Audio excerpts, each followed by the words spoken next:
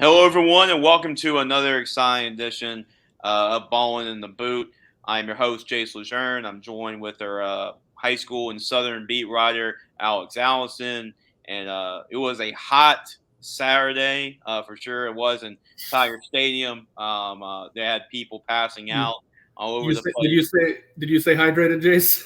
I stayed hydrated. I was able to have the coziness of the press box, so air conditioning, and that was definitely great for me. So I was one of the lucky ones. But speaking of hot, I mean, talk about the what a finish it was for Southern. Wild, crazy game. I heard it was wild. I heard it was crazy. Would Alex tell us what happened between Southern and Prairie View? Yeah, I mean, I think I might have to. I apologize for not forewarning you about this, Chase, but I think I might have to quit the job. I don't think I'm ever going to see a better football game. I think it's peaked. I don't think there's anything else to see. I'm being hyperbolic, but this game was fantastic. Genuinely so entertaining. There were a couple of plays that I'm going to have to give a really deep dive on, but we can talk about the stats. The stats don't tell the story of this game. The story of this game is what to talk about. So I'm just going to go right into it and try to tell it like a story. So the beginning of this game, this first half, Southern was looking exactly like they were in the previous week. Noah Bodden filling in for injured starter Zay T-Set. We got an update on this going into the week. It was an ankle injury. No long-term issues, but he's basically week to week is my take on it. So he's not playing this week. For the first half, Noah looked not great. The offense looked not great, and they were stagnant. They were trailing 14-3 at half. Noah actually even got benched briefly for one drive at the very end of the half for Jalen Woods, a freshman from Atlanta, Georgia. The third stringer, there is another quarterback that has entered into this equation. Yeah, very join the party. Yeah, it's a mess is what it is. But the performance in the second half is the story. So in the first half, the offense looked not good, trailing 14-3. The defense looked closer to what we were hoping for going into this week, how they looked in weeks 1 and 2. But the 2 touchdown drives they gave up were because of really costly penalties that were allowing Prairie View to basically drive up the field without doing a whole lot on offense themselves. There were just really bad penalties. This was an ugly game from a penalty perspective. The two teams combined for 23 penalties and over 200 yardage lost in penalties between the two teams, 12 and 11. So this was an ugly game. This wasn't a pretty football game. When I'm talking about this being one of the best football games I've ever seen, not because there was some insane high level of play. It was messy, but it was a beautiful mess. So we get to the second half, and Coach Graves said something in the locker room at halftime that he needs to bottle up and take with him in every single game they play. Because it was clear from the beginning of the second half that the team was playing with a different level of energy. The offensive line was kicking butt. The running backs were bouncing off tackles.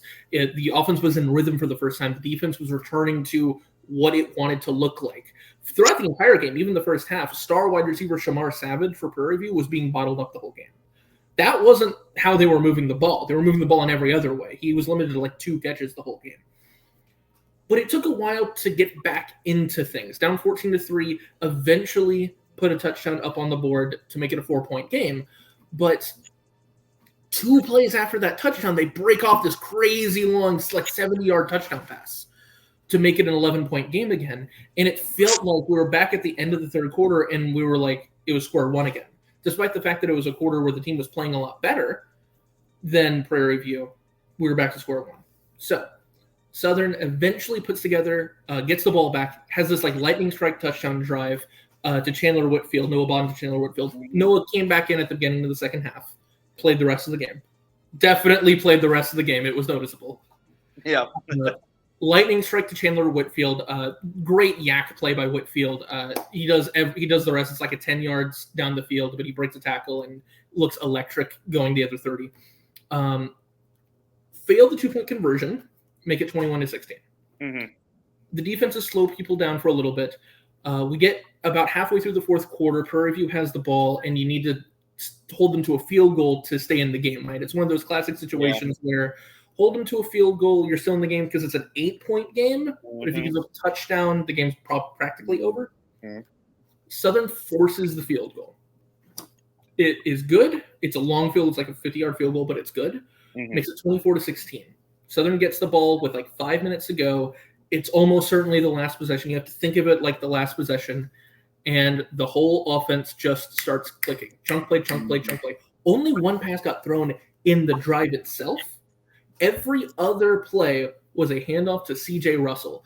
This Southern backfield was fantastic. Kendrick Grimes was mainly the lead back, looked great. C.J. Russell looked great. The whole backfield, the offensive line was playing with a different level of energy. This was the first time in the entire season, really, that the Southern offense on the ground was able to produce, with almost 200 yards rushing in total, 209 to be exact, actually. Yeah. So everyone was good. Right. Yeah. Okay, sorry. Let me get to the play. I apologize. This is a long ramble, but there's so much to talk about. Oh yeah. Run play. C.J. Russell eventually punches it in from 4 yards to make it 24-22 with 3 minutes to go. And then the play happens. One of my favorite plays I've ever seen live in a football game. 2-point conversion attempt to tie the game. The stakes, the time in the game, and what happened, beautiful. This is the conference opener for Southern. A win here is huge. It gives them, this is a huge boost launch pad for a team that has a chance to put it all together if you can win. Mm-hmm. Yeah. But you need the 2-point conversion just to tie the game. Mm-hmm. Noah Bond takes a snap. Free rusher comes on. He's going to get sacked. He's practically flat on his back, barely able to get the ball out. And you've seen this race before, right? Mm-hmm. Every single time this happens, it's this desperation heave that goes, 80 feet in the air, lands the ground, second row of the stands, hits the back of an offensive lineman, something like that. Right. Somehow, magically, Noah Bawden throws not a good pass, but a perfect pass right into the hands of Quay Davis, who is standing not 2 feet inside the end zone. Wow. Right into his numbers. He catches it. And it's good. This is a surreal experience of a play to watch. The play looks visually broken. There's no other way to describe it. Between the fact that the camera angle for the play, watching it on TV, is a little bit wide, and the instantaneous success, so the fact that he catches it immediately and the play is just over, and the fact that it looked like you can't even track the ball when he throws it. Mm-hmm. You're like, what happened? What do you mean what do you mean the hands go up? You can't even it doesn't look like a football play. It looks like a Jackson Pollock painting, but you just throw some paint on the wall and boom, it's impressionism. It doesn't make any sense. And yet it worked. It succeeded. It's a play I cannot describe in any word other than magical. And even if next week, because we don't know what's going to happen in the future, and we'll talk about the rest of the game because there's still a little bit to talk about. I don't know what's going to happen in the future because next week ZT Set might be fine and he might take over this team and ride them all the way to the SWAC championship, and we might not talk about Noah Bond again for the rest of the season. That's possible. I don't think it's likely. Nothing can say, but I think I don't think Noah's story is over at Southern. But even if it is, this chapter is one nobody on that team is ever going to forget. Yeah. Okay. Right. Overtime. Actually, there's a step before overtime because the problem is Southern gave them the ball back with 3 minutes to go. Okay. They actually scored too quickly. And it felt like this Herculean struggle between an offense with some superstar power. Shamar Savage only had 2 catches in the game. One of them got them into field goal range on this drive. Okay. He finally got a crease. He had 2 catches for 18 yards, but one of them for 11 got them from the 50 to the 39 and made it a potential field goal try. And these last couple of plays, it's okay, they're on the 40, on the 38, on the 37. Can they slow them down enough to make the field goal makeable? Their kicker had kicked 2 field goals during the game, made one from, I think, 48, missed one from 50. The head coach said he was comfortable with the kicker kicking anywhere from 52 yards in. The attempted game-winning field goal was exactly 52 yards. Wow. Okay. All right. Yep. At the end of his range, test it out. See what Absolutely perfect. Yeah. But it's blocked. Oh, okay. Wow. Special teams. Special teams came up big at the end. Unreal. Because he had the leg. He could have done it. It could have been. This was a beautiful play from Noah and Quay Davis and the entire offense and the drive to tie it up. And this entire story could be completely different. Yeah. Talk about a Southern loss. And we could be talking about a Southern loss, a crushing loss. Mm-hmm. But instead, we go to overtime. One play. Southern gets the ball to start overtime, hands it off to Kendrick Grimes. He breaks 3 tackles, scores a touchdown on the first play of overtime. This play reminded me of, and you can find clips of like the main plays I'm talking about here on Twitter. Various Kevin Batiste has some clips. There's a specific Twitter account I should cite. I don't remember now off the top of my head though. But there are a bunch of ways to see the clips. You can see this one. The play it reminds me of the most is the Blake Corum touchdown run from last year's Rose Bowl. Okay. You remember this? It was tied at 20. Yeah, went to overtime, handed off to the middle, and he just takes over. It's just 3 people bounce off him, doesn't matter, spins out, scores a touchdown. Michigan did their part, and they were able to stop Bama on the goal line. Yeah. This went the exact same way. Okay. Southern does their part. Kendrick Grimes takes over on that play, and then the Southern defense is the one who has to finish, and it came very close. They were moving the ball pretty consistently, and they get a handoff, and it looks like they're going to score a rushing touchdown to tie the game, and the referees rule them down at the 1 for 1st and goal on the 1-yard line, and Southern makes a huge goal line stand for 4 plays, driving them backwards 4 plays in a row to win the game in overtime. Man, it was sensational. This is a very different format of talking about the game. I usually talk about, well, here are the main points, here's the stats, here are the takeaways. This game's a story. It's a book. It's a book that wouldn't you send the script into a Hollywood writer and they say it wouldn't be realistic enough. This is too unbelievable for a movie.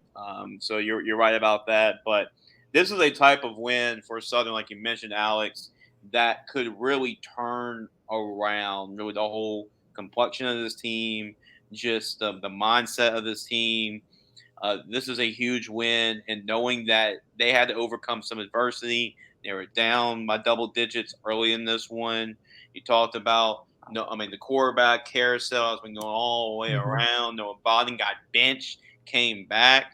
Knowing that and leading his team back to a win, how much does you think him coming back and winning this game after being benched, how much you think has that won over the team, knowing that he did that? I think I would love to be a fly on the wall of this Southern locker room. Because this is a second straight game where Noah kind of balled out in the second half. He made some mistakes. It was a little bit more rocky in the Jackson State game, but made some mistakes. But this game, he didn't throw a pick. He didn't have a turnover. He was just great in the second half. It's really interesting because I think Zay won the locker room in week 2. Right. I don't know if I've ever seen a quarterback room in a team where you might have 2 quarterbacks that a team genuinely believes they can win with. And this isn't like, we're obviously it's very poignant Texas and to a much lesser and more sad extent Florida in college football this year, where you have a quarterback that is the leader, the veteran, but you have the younger guy who they feel good about. It doesn't feel like that. Noah's a year older. Noah has more, actually I think 2 more years of experience. But it feels like they're on equal footing. My feeling is that they're going to tell Zay, you take as long as you want. At the bare minimum, we're not going to throw you out there at 80 or 90%. When you're at 100%, we're going to reassess things. But we're not. And Zay is the sort of guy that is going to want to be out there as quickly as possible. He wants to go. I think realistically, it's going to be him trying to win the job back because I think it's Noah's job right now. I don't think there's another. He won the job originally. He's proving it with his play now. The entire offense obviously believes in him. They don't play like that in the second half if they don't. And I think it's Noah's job. Does that mean that 3 weeks from now, it's not Zaytiset's job.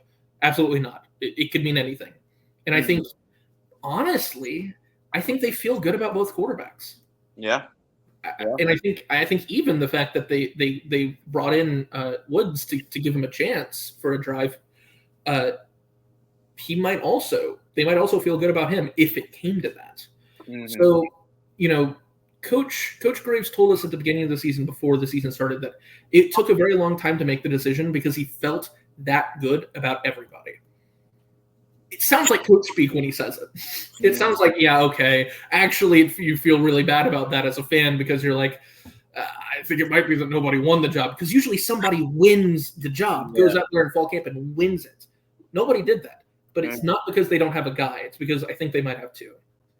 Yeah, a good point. And sometimes that old saying goes that if you have two quarterbacks, you have none. Sometimes you have two quarterbacks and you have two quarterbacks. I mean, that's just the way it is, right? Just huge win. I know due to time constraints, I know we can spend like an hour on this game if we really wanted to. But any just final crazy thoughts, anything that impressed you about the comeback, for them to block the field goal at the end, find a way to win the game in overtime on the road? Any final thoughts about this game before we move on to talk about your high school game that you covered? Yeah, sure. It's a full team win. This wasn't the quarterback, and especially this unique quarterback situation, there's going to be all the talk's going to be about that. But this was a full team win. Special teams, the field goal block was huge. The defense came in clutch. I think this is a more accurate portrayal of what this defense is going to look like. Not the high highs of the first 2 weeks, but not the low lows of the Jackson State game either. I think this defense is going to look like a very good team that you can lean on and you can consistently win games in the 20s, like they did here. But not a defense that is going to look like, vintage Georgia, Michigan, Iowa, Pittsburgh Steelers, whatever, where you're like, okay, we're going to go win a game 15-13. I don't think they're that elite in conference play, but I think they're really good, and you can lean on that defense. I'm really interested in seeing how this quarterback situation plays out, because I genuinely think it's a really unique situation. I genuinely think that you don't see this very often. No, where Noah's going to have the job, I assume, for at least another week. I would be shocked if Zaytiset was fully healthy and they were like, yep, here, take it back. I just don't think that's how it's going to work. And so I'm very interested to see what happens, because they're on a bye. That's the other big thing. Yeah, they're on a bye this week, and then they take on Nichols. And LSU fans know what Nichols looks like. Yes, Nichols is very good. That's a problem. That's a problem. But it's a big test. So with the bye week, is Zay going to be fully healthy 2 weeks from now? Is it still going to be Noah's team? I don't know. And I think it's going to be really interesting to see how that shakes out. I don't have any answers. I just have a lot of questions, and it's very exciting to watch. Yeah, but like you said, Southern was able to find their running game at a huge point. That was the game-tying drive.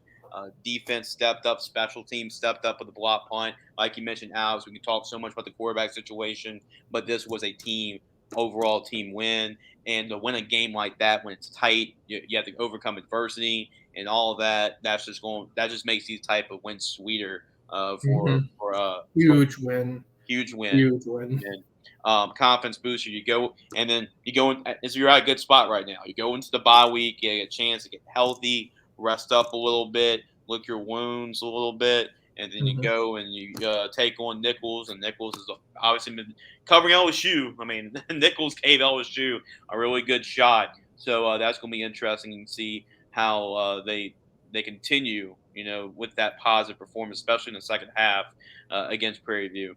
Now, Alex, will make the transition to talk about your high school game that you covered as well, and that was another game. I tell you what, you've covered some pretty good teams in the Lafayette area, and that was another two powerhouse programs when we talk about teams that we're used to over the last couple of years that are competing for state championships at the end. Acadiana, St. Thomas More. Acadiana is one of my top 5-6 teams in the state right now. I really like this Acadiana football team. And yeah, you saw usually when you have St. Thomas More and all their history of great quarterback play, Shane Savoy is an excellent play caller. Jim Hightower is the second winningest coach in Louisiana high school football history. So he knows a thing or two about coaching, right? So very shocked by not the result. I mean, Acadiana is really good. Was very shocked about the final score, knowing it was only 20-7, and that St. Thomas More 7 points didn't even come on the offensive side of the football. So break this game down with Acadiana, big win for the Wrecking Rams, and is it more of a big win for the Wrecking Rams, or should we be a little worried about St. Thomas More right now? Yeah, so there's a lot to unpack here, despite it not being as interesting of a game as the Southern game, admittedly. Right. Not that a defensive standoff can't be interesting, but the pacing of the game just wasn't. It was 20-7, and it didn't feel like it was 20-7. It felt like it was a game that was lost by 13 points that felt like it could have been lost by 30. Mm-hmm. And so we're going to talk about Acadiana a lot, but I think the first takeaway is about St. Thomas More, unfortunately, because I think there is some genuine concern here. And I think you hit the nail on the head. So it was a 13-point loss. I think if St. Thomas More had lost this game 33-20, let's say, I think they'd actually feel a lot better about that. Right. I think you'd feel more comfortable about that. That, okay, well, Acadiana's offense has been humming against everybody. They ended up, playing their game, and that's what happened. But it happens.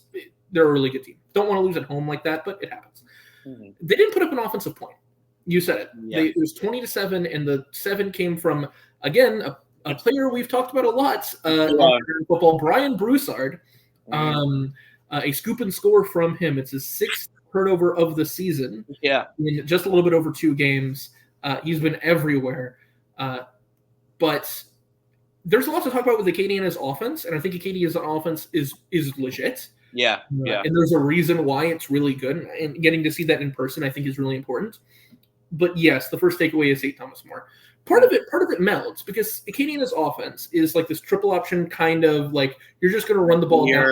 Yeah. Mm-hmm. And run the ball. So they dominated time of possession with that because they were able to hold the ball for a really long time. I don't have the exact number, but it was not good. So part of it is Acadiana's offense helping their defense, that you're able to get them out of rhythm, that St. Thomas More really could never get into the rhythm of things because once you pump the ball, you don't see it again for another 10 minutes of real time. It was also a very short game, weirdly. But okay, the concern is this. I think we've seen enough data from St. Thomas More's offense compared to how other similar teams have performed against the defenses they've faced that I think you can start being concerned about the offensive production. They just seemed out of rhythm. The offense, especially the passing attack, just didn't seem like it was clicking the way you would expect it to from St. Thomas More. So week 1, they played Carencro. They won that game, right? Where's the concern? Well, they won the game 20-14 when Brian Broussard had 4 picks. He was the Greater Football Player of the Week in week 1. Right. With 4 picks. Usually, if you're forcing 4 turnovers, you want to be winning by 20, not scoring 20. Mm-hmm.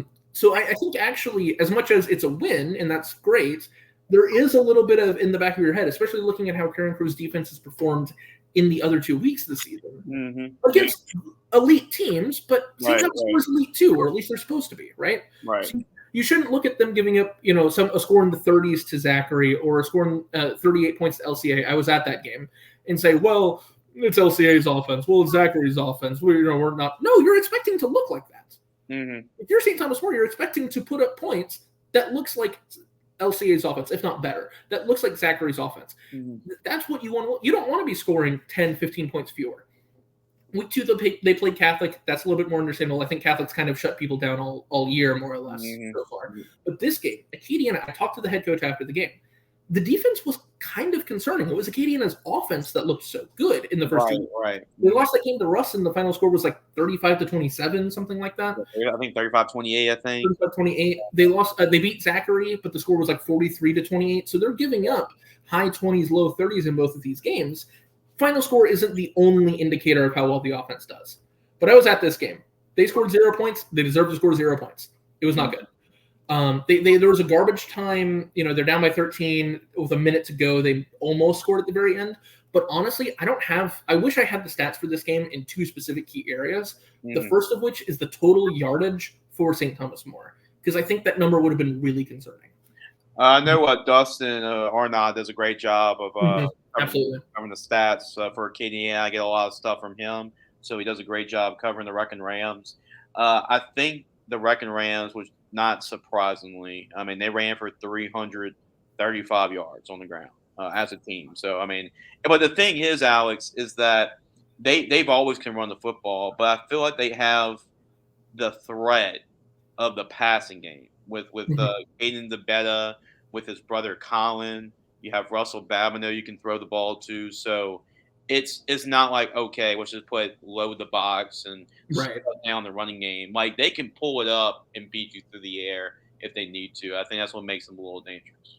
Yeah, so before we pivot to that, I do just want to say that I do apologize to St. Thomas More fans. I don't want to dwell too much in the negative. Right. It's a really good football team.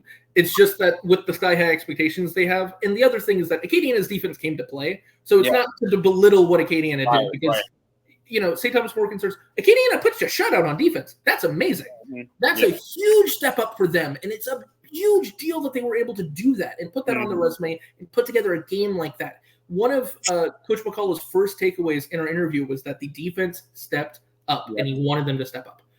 But yes, the offense, the Acadiana offense, is, I think, the strongest unit of any of the 4 units we saw in this game. Yeah. It's loaded. They I didn't see them throw the ball a lot in this game. Yeah. People after the game, it was one of his weakest statistical outputs. Yeah. But partially because the flow of the defense, he didn't have to as much. Right. They ran the ball really well. Right. And partially because the running game was really effective. Actually less effective than in their other games, which tells you something about those other games. Yeah. That, you run for 334 yards, or I think that was the number, 300 something yards, and is a great game. But it's the sort of offense that is more effective than it looks. Mm-hmm. Yep. You've seen these triple option Navy Army offenses before. Hand the ball to the fullback. Hand the ball to the fullback. And it's 3 yards in a cloud of dust, 2 yards in a cloud of dust. And it looks really ugly, visually really ugly, but it's pretty effective for a lot of teams and really effective for Acadiana because, A, they never get tackled behind the line of scrimmage. No negative plays. And B, they're willing to go for it on 4th and short. That's what makes an offense like this work. This is the other stat I wish I had. We have Acadiana stats, like player stats, and you said Arnold does a great job, great stat with that. But I wish we had St. Thomas More's total yardage, because the reason I wish we had that was because I think that number might be really concerningly low. But the other thing is, I wish we had the 3rd down and 4th down conversion rates for Acadiana, because I wouldn't be shocked if this was a game where Acadiana was like not pretty paltry on 3rd down, maybe 5 for 13. 6 for 14, something along those lines, but they were like 6 for 8 on 4th down. Something along those lines. Because we kept getting in that situation where it's, okay, it's 1st and 10, it's 2nd and 8, it's 3rd and 6, it's 4th and 2. We're going to go for it. And then they usually got it. And so that's how you got a short game. That's how you got a game that they're getting these long drives where St. Thomas More's, waiting for, half a quarter before they touch the football again. That's And that's how you get a game that is deceptively efficient. Because I thought it was going to be a high volume, low efficiency outing for that rushing offense. It was not. They averaged 5.5 yards per carry. Yeah. That's really good. Yeah. And so we didn't see a lot from the passing attack, but I think part of that's game script, part of that's the defensive dominance that Acadiana had, and part of that is that, they just didn't really need to. But I think you're right that from what we've seen of them in the close loss to Ruston, who's probably the best football team in the state. Yeah. And in the win over Zachary, where you're like, well, they don't have to throw the ball a lot, but they feel confident in their quarterback being able to run a spread offense, which asks a lot more of him throwing the football, of course. And if you have that in your back pocket, that's really, really concerning for anybody that's facing them. And of course, they have a loaded schedule. They play. I don't remember who they play next, but they play a great team next week. It's one of the best teams in the state. So does STM. But Acadiana, this is a really good football team. This is a team that I wouldn't be shocked if, when we're talking in the 2nd, 3rd round semifinals, maybe in that dome, that we're talking about this offense and how it performs against whoever they're facing there. Because I think, obviously, not writing anything in stone, but this is a really good football team. This is a scary, scary good football team. And if they can bottle up the defensive performance they had this week, they could beat anybody. Again, they went toe-to-toe against one of the best team, again, as of right now, the best team in the state in Ruston. Yeah, they might be unstoppable. Yeah. That's what it feels like. Yeah, there's a reason why, Acadianas, the Haynesvilles, the John Curtis's, there's a reason why they won state championships. When you get 3-4 yards every play, you're getting first downs. So they're always staying ahead of chains, and that's what they do. I'm not too worried about St. Thomas More either. I mean, they got a young quarterback in Cole Bergeron, but you see him in person. Like, he's got all the physical tools to be great. And this is an offense where you have to graduate a quarterback that's led St. Thomas More to back-to-back state championships. They lost a lot of veterans on the offensive side. We knew St. Thomas More's defense was going to be a little bit ahead of the offense going into the season. So wrapping it up, St. Thomas More, Acadiana, great game, and St. Thomas More is going to be just fine. I think it's worth. There was a bit of.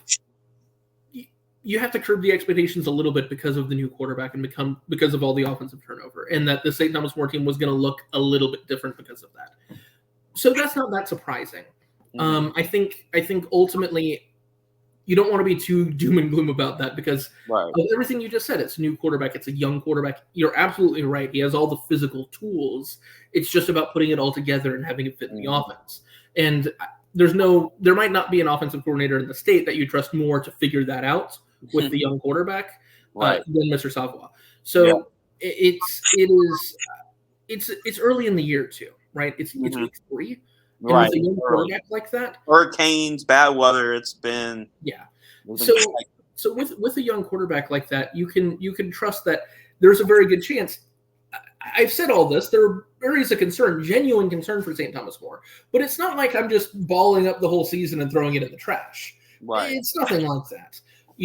Just because this is a team that right this second doesn't look like they have an offense that'll go and win a billion games and win the state championship, doesn't mean they won't be that the entire year. So that is so important, and thank you for clarifying that. Just because there are concerns now doesn't mean there will be concerns a month, 2 months from now. And St. Thomas More could very easily be right back where they were last year by the time we get into December.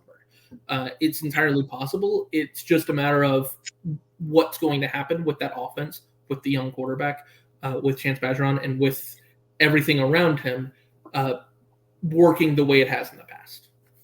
Absolutely, Alex. Appreciate the great work that you're doing, Alex. Keep up the good work. You can follow Alex's work at gridironfootballusa.com. Alex, we'll talk with you now. You're off for Southern, but we get a chance to talk some more high school football next week. Absolutely. Hey, we had matching shirts today. I know. I was about to say. It was planned. It was planned. Don't worry. It was planned. We got that telekinesis, whatever you call it, the telepathic powers. So that way we communicate with each other. So great job on that, Alex. So you're definitely following my shoes there. I like that. So appreciate it, Alex, and we'll talk with you next week, man. Thank you. Jace Lejeune, Gridiron Football, here with Darryl Felker, high school beat writer for us for Gridiron Football. Darryl does a great job, and this week he picked a pretty good matchup between two undefeated Wildcats. We have the Central Wildcats, and we have the Walker Wildcats. And, of course, one of those Wildcats is going to continue their undefeated season. And Darryl will get a chance to talk to us about it. And Darryl, between Central and Walker, got us through it. And Central was able to win pretty big on the scoreboard and kind of break down what happened. Yep. So it was a pretty good game. Like you said, I expected it to be a pretty close matchup since they both were undefeated teams. And in the first half, it kind of seemed like that a little bit. Central, they got out really quick first 2 drives of the game, and they were up 14-0. The quarterback, Jackson Furman, he ended up keeping it on the first drive, and then on the second drive, the second drive was actually set up by one of their DBs who played wide receiver as well, and he was on Stephen Rummel. Yep, Stephen Rummel. Yep, exactly. So he had a huge punt return that set them up, and then he actually ended up catching a touchdown on that drive as well. And the pass didn't come from Furman actually that time. Okay. It came from another DB who was playing both sides as well. Yeah, you had in your article you had Joseph Marvin. Yep. I think it's I think it's Marvin Joseph actually. Marvin Joseph. Okay. Yep. But so he actually was the one that delivered the touchdown pass, and he and Rummel, they both made a lot of plays on both sides of the ball. So so that put them up 14-0, and right off of that drive, Walker came back down, and their running back, Caden Jones, he ended up getting into the end zone. Who I thought he was going, which he did have a really good game for what he could have done, but I thought that I was going to see a bit more from him, but that Central defense just tough. really tough front especially. So the running game wasn't really too much of the game plan for them. So they fought back and they scored 14-7, and that was literally with 50 seconds left in the first quarter. And Rummel, he got another kick return and got them down the field, and they ended up scoring before the first quarter had even ended. So at the end of the first, it was 21-7, and Walker, they came out. They weren't really able to move the ball, but their punter, he made a great punt all the way down, and they downed it on the 1 yard line. So that was a really good punt from him, put their defense in a really good position. And on first down, they were able to force a safety. So that gave them a little bit of a boost. And fresh off of that drive, Caden Jones again, he had a huge screen pass that got them down into the red zone. And then their second running back, Jacob Mackey, he ended up punching it in and bringing them close, which it was a 21-16 game at that point. So at that point, I was kind of feeling like, okay, this is the game that I expected to see. I came here to see. It was the undefeated team. And the Central defense, after that point, they just turned it up into another gear. And that was actually Walker's last score of the game. So from there, the Central offense just kind of took off and flexed their muscles. Quarterback Jackson Furman, he had a lot of long passes over the top, letting his receivers go up and get it. And then when they would get down there, they would end up punching it in with their running back. Twice their freshman running back. His name was Keldon Cooper, but he was a pretty cool athlete to me. He was only probably about 5'7" or 5'8", and he's still a freshman, but he was really explosive. When he got the ball into his hands, he made the most of his touches. So that was something I was really pleased to see, because he didn't get as many touches as some of the other really running back strong teams in Louisiana, who give their running backs 20 or 30 carries a game. He doesn't really have that opportunity. So it was nice to see him just make do with what he gets. Yeah, with all the stars, right, Darryl? Yeah. We talk about Jackson Furman and the Nicholls State commit, KD Mays, the Houston commit, DK Mays. I mean, that crew. But yeah, tell us about. Oh, I'm sorry, KD Mays. I always get, or DK. DK is the Houston commit, and you have So I get them two mixed up much, with KD and DK. But you had those stars, right? Yeah. And you went with a freshman running back to interview after the game. Yeah. What stood you most about knowing that Emmanuel Williams is still recovering from the car accident and everything, and he's stepping in as a freshman? What made you see him out after the game and decide to interview the young back? As you kind of said, I mean, it's a situation that he's not really supposed to be in.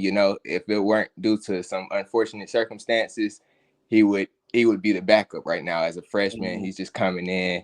He's supposed to be learning under the bigger guy's wing. But yes, they had an unfortunate car accident with 3 players involved, and their running back still hasn't been able to make it back yet. So it was really big seeing him be able to step up in that position and just get the job done. So he actually had a 2 touchdown game, and he was super ecstatic. The team was super ecstatic for him. So, yeah, I decided to go with him for my post-game interview. And because Jackson Furman and some of the other players, as you said, they're the stars. They're the bigger names. So I decided to go with somebody that had a really big impact on the game, but it may kind of get outshined by some of the bigger plays and bigger players. Yep, definitely want to elaborate. DK Mays is a Houston commit. Yeah, I know you get those two mixed up a lot of times, but it's also good to see Jackson Furman come back. Colin Thomas was also involved, so Yeah. see him make some plays at receiver. Now, this begs a question, Darryl. You saw it's a very competitive district. When you're talking about Catholic, you're talking about Central, and you're talking about Zachary. I mean, all in that district. Now, you saw Catholic, you saw Central. Yeah. As of now, it's just a hypothetical. They play later in the year when it comes to district championship. As of now, after seeing both these two teams play, Catholic did lose. U High, we'll talk about that a little bit later with Isharay. But who do you have right now winning this football game if they play today? Right now, I probably would. I would say I would want to wait one more week to make my decision because, like you said, I was really strong on Catholic and their performance in the beginning of the season. But as you said, they're coming off a loss to ULAB in overtime, where it was a game that kind of could have gone either way. So I'm not ready to count them out just yet. But Central is undefeated and they've been really dominant so far. But I did see that they have a big game coming up next week against Cecilia, who's 2-1, and their only losses to St. Aug. So they just put up 64 points in week 3. So I think that offense with their quarterback Diesel Solari, I think that's going to be the real test for them. And I want to see what they do in that game, and then I could kind of tell you a little bit better because Central, their defense looked so dominant against Walker, who I felt that Walker had a really strong offense, especially their running game. And that was something that had been really important for them all season. And when that wasn't working, they were kind of just shut down. And Central was the one that made it not work. So, yeah, I would love to see what they can do against probably a bit of a more high-powered offense next week. And, and Catholic, I still think they're going to do good things. That was a really good game that they had against ULAB last week. Absolutely. And a lot of intriguing storylines. David Semino, the head coach for Central, was the head coach at Catholic High just a couple years ago. Now he left Catholic High after winning a state championship at Catholic High, which is hard to do, and then taking a job at Central. Now they play each other in the district. Did a great job last year going to the quarterfinals. Now they went to the quarterfinals last year with Jackson Furman back, with the Mays brothers back, Stephen Rennell, a lot of really good weapons on the offense too. What do you think about the balance of this team, and do you think Central is there as well to compete for and be a top dog just because of some of the teams you're going up against? Yeah, I definitely think that they can compete. The offense there, unless they run into a really dominant defense, they're going to be able to put up points every week, basically. So because they have so many options, you can't guard everyone. They had their wide receiver, as you said, Kylan Thomas. He had a drive because he had a kind of a more laid back, just calm game, but in the third quarter, he had a drive that was simply just him. They had a long pass over top to him. And then 2 plays later, they went back to a fade ball in the back of the end zone, and he came down with it for the touchdown. So that was nice to see. And really, I think that their athleticism on both sides is what's really going to help them because, as I said, they had 2 DBs who were playing on offense, and they made big plays on both sides of the ball. So I think having that on top of the elite passing game that you always know is going to be there, and the defensive front with the Mays twins, I definitely think that they're destined to go as far as they take themselves. Yeah, I mean, Colin Thomas of the football too. Hayes Mathern made a nice play Yeah. as well in the game. So they got a lot of weapons. I feel like they're really balanced. There's not really a major hole or major weakness on this football team. We talk about Central. So obviously, great start, 3-0. Now, 4-0. So let's talk about moving forward as well. With Walker, right? I mean, Walker was start of the season as well, 3-0 before losing this game. Now, what are your thoughts on Walker moving forward? And is this something that, they were in it? This was a close game. It was 21-16, and Central just pulled away and scored 21 answered points at the end. But what are your feelings on Walker after the loss? I was really pleased with Walker as well, and their running game and just Caden Jones. Yeah. He's super electric. Like, especially when the running game wasn't working, I was really pleased that they still found a way to get him the ball. So it was a kind of like a delayed screen, and he got the ball and he was gone with it, and he got him all the way down, and that was their last really big play. But he still had his flashes, and they had another receiver as well. His name was Carleon Joseph.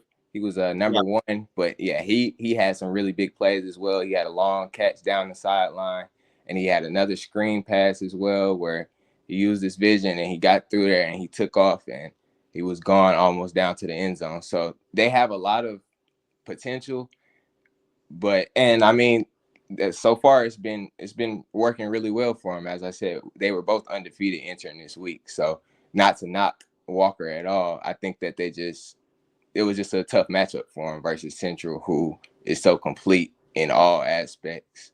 So I definitely think they have Live Oak next week, who's 1-2, and I definitely think they should be able to get back to their winning streak and carry it on into the rest of the season. But I hope that this loss shows them something and they can get a little bit more diversity on offense and just try to figure things out if the running game isn't working for them.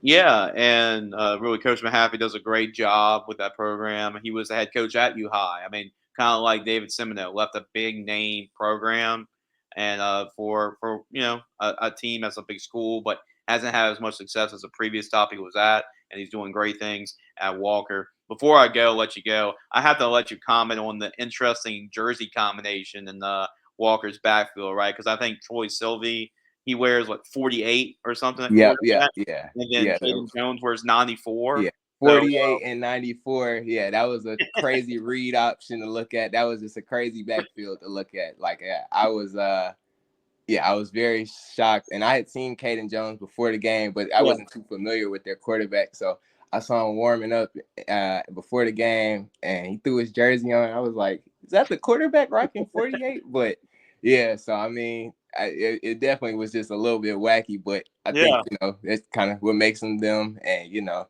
it was fun to see, just fun to see not the best guys trying to get the best numbers, number 1, 2, and 3, Right. Switching it up a little bit. So yeah, that was definitely very fun to see. So Yeah, very unique. You don't see that often. 48 and 94 in the backfield. Darryl continued doing a good job, man. I do have one more. One more thing. Shout out for Walker. They had a defensive player. He was on the D line. His name was Dante Walker.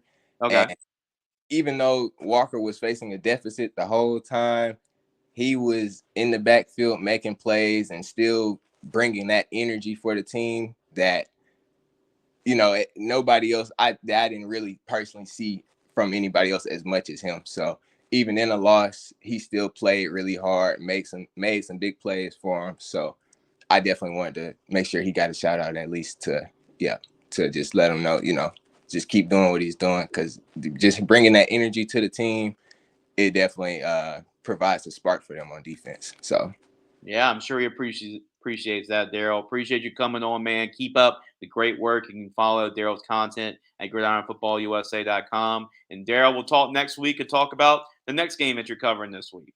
Yeah. All right. Thank you, Jace. Looking forward to it. Absolutely, Darryl. Jace Lejeune from Gridiron Football. I'm here with Isharay Jones, also a beat writer for us, high school beat writer for Gridiron Football. Does a great job for us. And Isharay, I'm a little jealous of you, my man. I mean, but the game that you picked is a great one. Obviously, I'm very familiar with Catholic High, being an alum there. U High, I'm very familiar with them too. Covered a lot of their games. Actually, called their game for them for VSN against Rummel last Saturday. And of course, when you have two big names, probably the biggest program names in the Baton Rouge area going against each other with all kinds of big time college commitments and players, and then you have two state championship teams. Of course, you're going to give yourself a battle, and there's not a lot of love between the two programs. I can tell you that too. Isharay will talk more about what was a fantastic game and the rivalry between both these two teams. Isharay, I mean, you were there. Talk about the atmosphere and how special this game was. Yeah, honestly, right when I pulled up, I was surprised how much cars there were in general at the stadium and just walking in, seeing people outside, basically tailgating for a high school game. I've never seen that before. And then you get inside this giant stadium, and it's just almost packed out, especially on Catholic side. It was a crazy atmosphere. It really felt like a college game. I was really surprised. Yep, it's going to sound like a Gridiron Football bowl game this year because that is So, where at Memorial Stadium, that's where we host our bowl game at the end of the year. So it's a great venue, historic venue in the Baton Rouge area. That is for so certain. So there were some concerns, right, for U High. I mean, they only scored 10 points in the first two games of the season, right? But you knew that get right game was coming. Catholic was coming off two incredible wins. I mean, Destrehan, St. Thomas More, those are as two of good wins as you could possibly ask for early in the season. So Catholic comes in this game, and Catholic maybe uh, overlooking U High a little bit. I mean, they jumped up to a big lead, 14-0, and it was like, okay, Catholic's going to take care of business, but nobody told that to the Cubs. They came back and set up a great finish at the end. yes, sir. Yeah, basically, honestly, they came out, Catholic punched them in the mouth, and you how they started off really slow, and it just looked like it was going to be a blowout. But after that moment, when they went up 14-0, U High just dialed up as much as they could. They just kept scoring and kept scoring and kept scoring. But towards the second half, it was more of a defensive game, especially towards like start of the third quarter to the very end of the fourth. It was more defensive based, and they were both getting good stops. It was just a crazy game, and I like how resilient U High was. I'm Yeah. surprised because they could have easily just put their chin straps on and accepted 1 and 2 like it was anything. They just kept fighting. I talked to coach about it. He said they want to be physical. He admitted they started slow, but it's about how you finish, not how you start. Mm-hmm.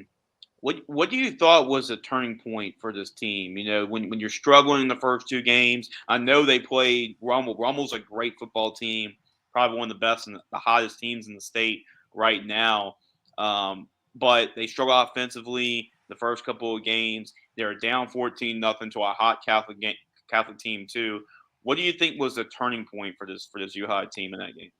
The turning point was definitely the very first touchdown that U High scored. So to make it 14-7, it was a throw from the quarterback to Ethan Kimmy, the wide receiver number 81. It's posted on the highlights on YouTube. He just launched the ball up in the end zone about 20, 30 yards. He just came down way over the defender. And after that, U High had much less people in the stands, but you could just feel the energy after that. After that first touchdown, they started rolling. Yeah, they did. Emil Picarella is the quarterback I know you talked about in Yes, sir. the article, and he's as good as any quarterback in the state of So he Louisiana. remained unfazed throughout all of it. They went down 14-0. Even when they're up, he played the exact same. He was able to throw the ball away and not force it like many high school quarterbacks would. He had really good accuracy, which was very surprising on this level, too. Yeah, and they score 21 extra points, and it's a boxing match, right? This was literally a boxing match, right? You That have physical. He's taking your that physical. first, and then U High is coming back with their counter punching. They get up 21-14, and Catholic. What's good about them this year so far? They've been playing really good defense, and they can Very run the good defense. football. And Jaden Miles was able to tie the game up. Jaden Miles is a star. Yes, sir. Yeah. And they're giving him the ball. It was a problem every single time. He had early touchdowns, he had late touchdowns. He was coming through for them every time. So much credit to them. And they were able to score with about a minute left in regulation. And it looked like it could be anybody's game. And that's with overtime. U-High scored on the very first play, which was really surprising. Right up the seam, first play. But then the kicker makes the extra point.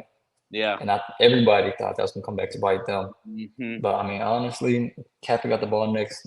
U-High had jumped the very first play. And then Catholic had 3 penalties in a row, all on first down. And backed them up all the way, and it forced them to throw a deep pass where everybody knew they would have to throw them. Just intercept the very first play. Yeah, That's a good defensive stop from U-High. Yep, I was able to catch the last overtime portion of it. After I called my game for Episcopal, I was able to listen to it on the radio coming back.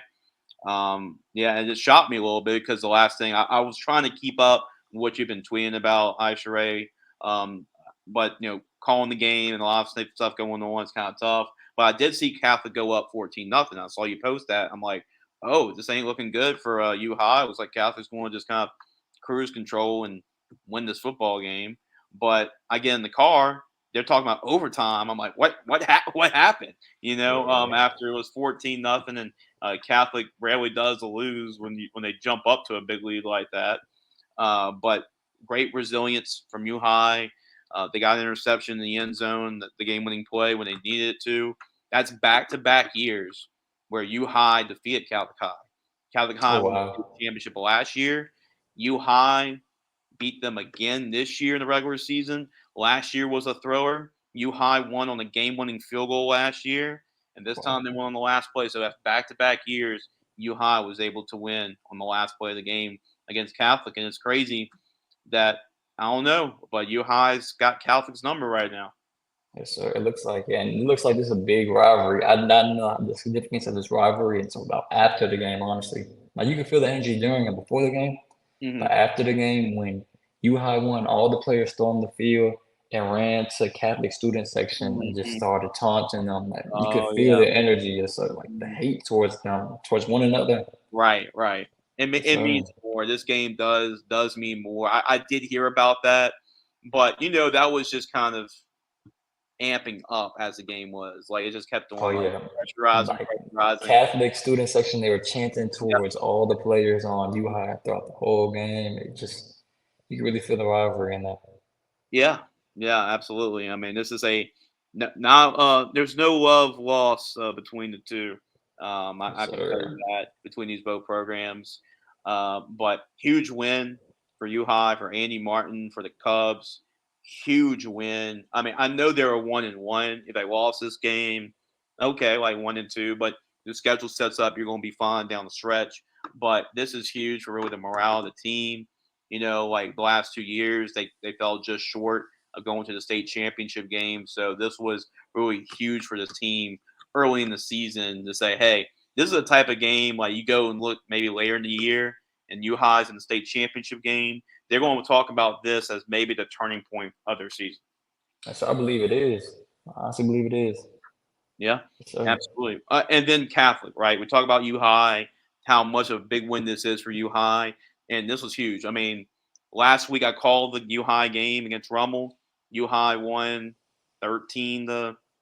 I mean, U-High lost 13-7 to Rummel. Rummel won the game, but it was some pretty bad field conditions both times. It was bad weather in the Rummel game, sloppy weather against Woodlawn. They won the game 3-0 against Woodlawn. So it was some sloppy conditions there too. But big win for U-High to change their season.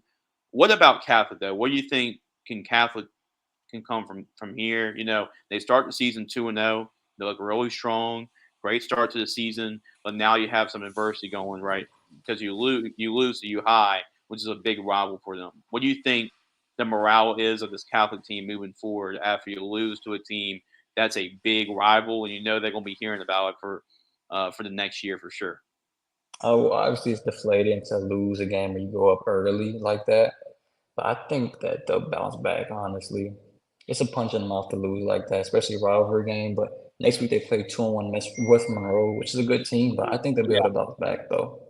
Yeah, that's going to be another test. I mean, hey, this schedule for Catholic's ridiculous. I mean, they start Destrehan. They had, and when they beat Destrehan, I think that was a 33 regular season game winning streak or something like that. And then you go and play, or was it 25? It was something like that. And then you go and play St. Thomas More, and they had a 25 home game winning streak. So like they don't lose often, and for them to beat those two teams on the road was really impressive. So I know you definitely Catholic has what it takes to come back from it. Just what your overall thoughts before wrapping this up, Isharay, about, because I know you're not from Louisiana, you're kind of getting like adjusted to some of really great high school football. Catholic U High, you talk about you had 5 stars on one side of the field for Blaine Bradford, who's one of the top safeties in the country for Catholic High. You look at U High, they have Lamar Brown, who plays the offensive tackle on the offensive line for U High, one of the top players in the country. Keelan Moses, an LSU commit. So you saw some dogs out there on the football field. So now that you've seen some of the elite talent here in Louisiana, what do you think about it? There's a lot of standout talent around here. Honestly, the 2 standout players of the game for me had to be Emil Picarilla and Jaden Miles. Yeah, all the great talent around there. Yeah, that was a great answer, because that's what I was going to ask you about. Which guy stood out to you? And you said Emil Picarilla, which was a quarterback for U High, one of the top quarterbacks in the state of Louisiana, and Jaden Miles.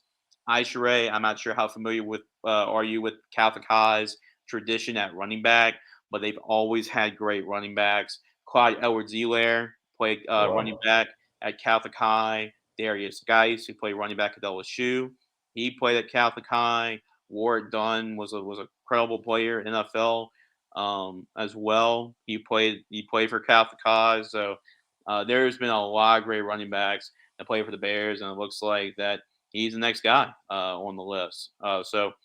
Isharay, final thoughts about the game and anything you want to talk about before we wrap it up? It was just a great game, honestly. Great atmosphere. I look forward to seeing that next year. Absolutely, Isharay. You got a pretty good taste there of some really good high school football, especially in South Louisiana. Keep up the good work, Isharay, and we'll talk next week in Ball in the Boot. Yes, sir. Thank you.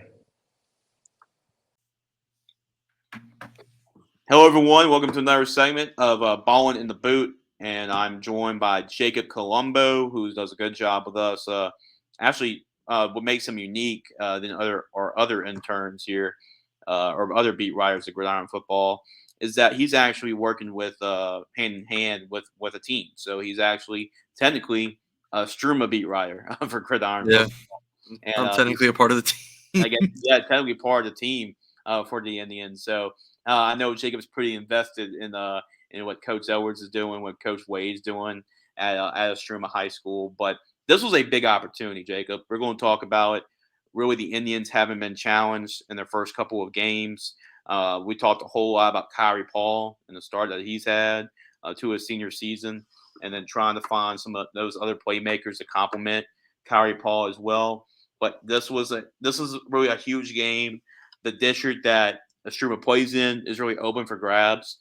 I mean, there's a lot of teams that can win it. We talk about Istrouma. Plaquemine can win the district, and then St. Michael. And this was a game that could come down to what decides a district championship in only week 4 of the season. So huge game coming up against St. Michael, and it was a battle. And Jacob, definitely a lot more lower scoring than everybody thought this game would be. Break this one down for us.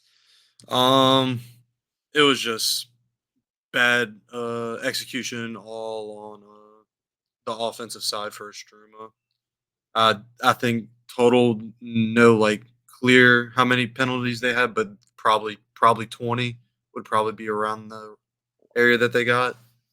But I did like one thing that Coach Sid Edwards did say at the end of the game when he was in the huddle with his team. He was like, "That loss is on me. Anything under 10 points is on the coach, not the team."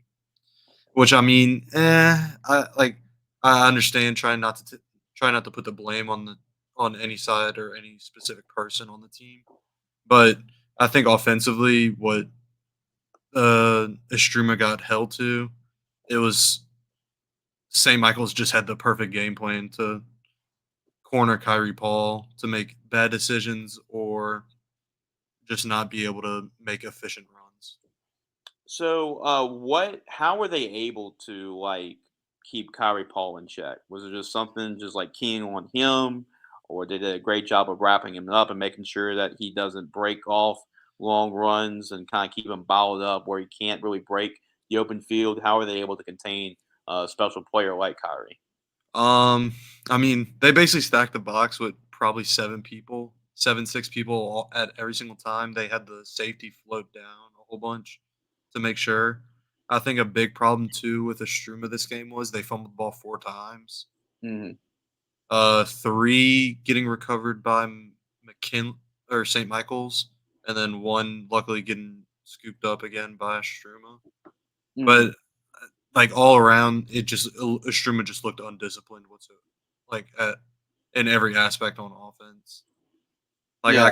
I couldn't really tell you a bright spot on that on that offense. Yeah, especially offensively, right? I mean, you get shut out. I mean, like there's not a lot of really positives, right? Yeah, first drive. The first play I think was like a 2-yard run. Next 2 plays, high snap. Kyrie got it. I think maybe got back to the line of scrimmage. Right after that, high snap over Kyrie. St. Michael's recovers it inside Istruma's 30-yard line. Yeah, And that's how St. Michael's capitalized and got the single touchdown. I was about to ask how the Warriors were able to get that 1 touchdown on the board in the game. So they got down to about the 11, 12-yard line-ish, and then Istruma jumps off sides, putting them right in the 5-yard line, and then they just hand the ball off to number 24. And he Yeah, punches it in. Martinez, John Martinez or I Martinez. think I can. Yeah, I don't. I I think think that's I need to get a little bit better job of getting names of players instead of just numbers. But I'm so used to going on ESPN, right, seeing like college or NFL, and seeing the names like that. right. No, but the defense definitely had a bend don't break mentality. They definitely were giving up some chunk plays, but they never allowed St. Michael's to capitalize on any of their big plays. Yeah, yeah. I mean, you mentioned that, right? I did it as John Martinez. I mean, I called the game. I actually called and saw St. Michael play, and he was like they're kind of like their leading ball carrier in that football game for him, kind of the bell cow of his offense. But yeah, the defense has to be a bright spot, right? I mean, they only give up 7 points. I mean, 99 times out of 100, this was the only other case scenario. Yeah. But you should win the football game 99 out of 100 times when you only give up 7 points.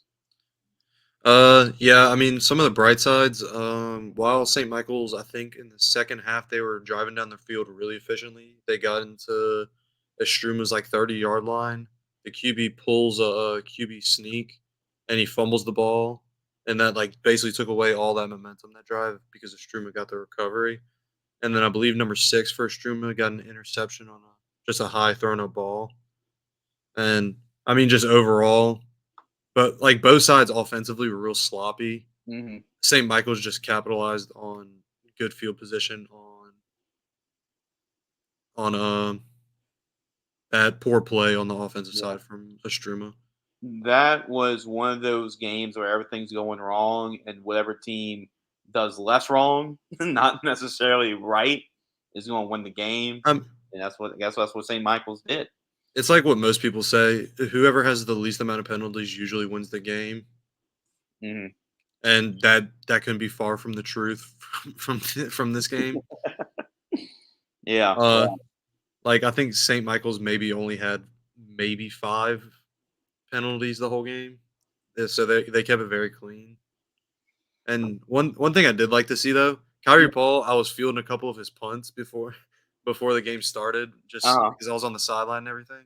Yeah. He can punt the ball pretty decently. Okay. He does a little bit of everything. I wouldn't be surprised if Kyrie drives the bus too. And he was playing some safety as well Friday too. Okay. Yeah. Does it feel like, even though not taking anything away from St. Michael. They won the game. They deserved the. I mean, they won the game. I mean, you gotta give them credit for that. They look like the better team that day. Okay, I was going to say, was it more of that St. Michael, or did Istrouma really lose this game, and St. Michael, or did St. Michael win this? And it looks like St. Michael was the better team, like you said. But it was a very. I mean, I try to be nice when it comes to saying that games are boring, but it was a very not. It was a very boring game. Right. Now, how do you think being around the team, right? And that's what's a really good insight about it. What's the morale of the team been like after a tough district loss that, I mean, could cost you a district championship? I mean, I mean, I know a couple players were getting a little heat at each other at the end of the game, because of the fault, like the jumping off sides on defense at the end of the game. But I mean, defense, you really can't blame people on the defense. I think it's the offense that really didn't execute the best. Like I could see like getting mad at them for jumping off sides, but that's not why you lost the game. I think it's just you couldn't put points on the board. I think it's very similar to what happened today with the Saints. It's your defense played phenomenal, and then you just couldn't put points on the board when you needed it. Yeah, it happens. But the good news is for Istrouma, they have a stretch where they can come back from it. They have Tara next week at Tara, and then they go on the road. Landry Walker, that's a team that you talked about as well, and that'll be Landry in New Orleans. That should be an interesting road game for them to go to New Orleans, but still a lot of stuff in front of them down the road. I mean, early in the season still. And luckily, they also get back their I believe their projected starting quarterback. Week 5 against Landry Walker as well. So you might have Kyrie Paul getting some of the burden taken off his back with that, and you can actually start seeing some of the offense start clicking a lot better. Yeah, absolutely, Jacob. Any final thoughts? I know that you're what you like you said, feel part of the team. I know you're doing some video work for Istrouma, and obviously a little blindside right by after looking so good, dominating the first couple of games. Now you've seen some adversity and see. I'm sure you're curious about how this team bounces back moving forward. Yeah, they definitely honeycoated it for me the first 2 games. So I was like, oh, so this is gonna be it's like just gonna be Kyrie Paul just running past everybody. And I was like, But I think Kyrie also needs to work on some of his ball security because he does like a big swim move with the ball in his hand. And St. Michael's timed it perfectly in one of the possessions, and they punched out and recover the ball on that exact move. Yeah, I'm sure Coach Edwards and Coach Wade are definitely going to be harping on that with him this week in practice. I'm sure the team is looking forward to bounce back, get back to their winning ways with a chance to get right game next week against Tara. Jacob, yep. Any final thoughts? I think the stretch of away games is definitely going to show how they can determine what the rest of their season is going to be like this year, especially coming off I believe what I heard a 6-6 season last year. Yeah.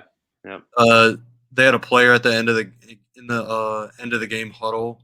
He was like, Why are we looking at what the seniors did last year? We need the seniors to do what they need to do this year, not be, oh yeah, this is what the seniors did last year. We can do the same thing. It's like, no, we want to try and make a change. Yep, try to build on it, right? Stacking really good seasons together. This is their opportunity to make their mark, and we'll see how the Indians will make their mark the rest of the season. Jacob, continue your really good work, and make sure to follow his posts on gridironfootballusa.com. And Jacob will talk next week on Ballin in the Boot.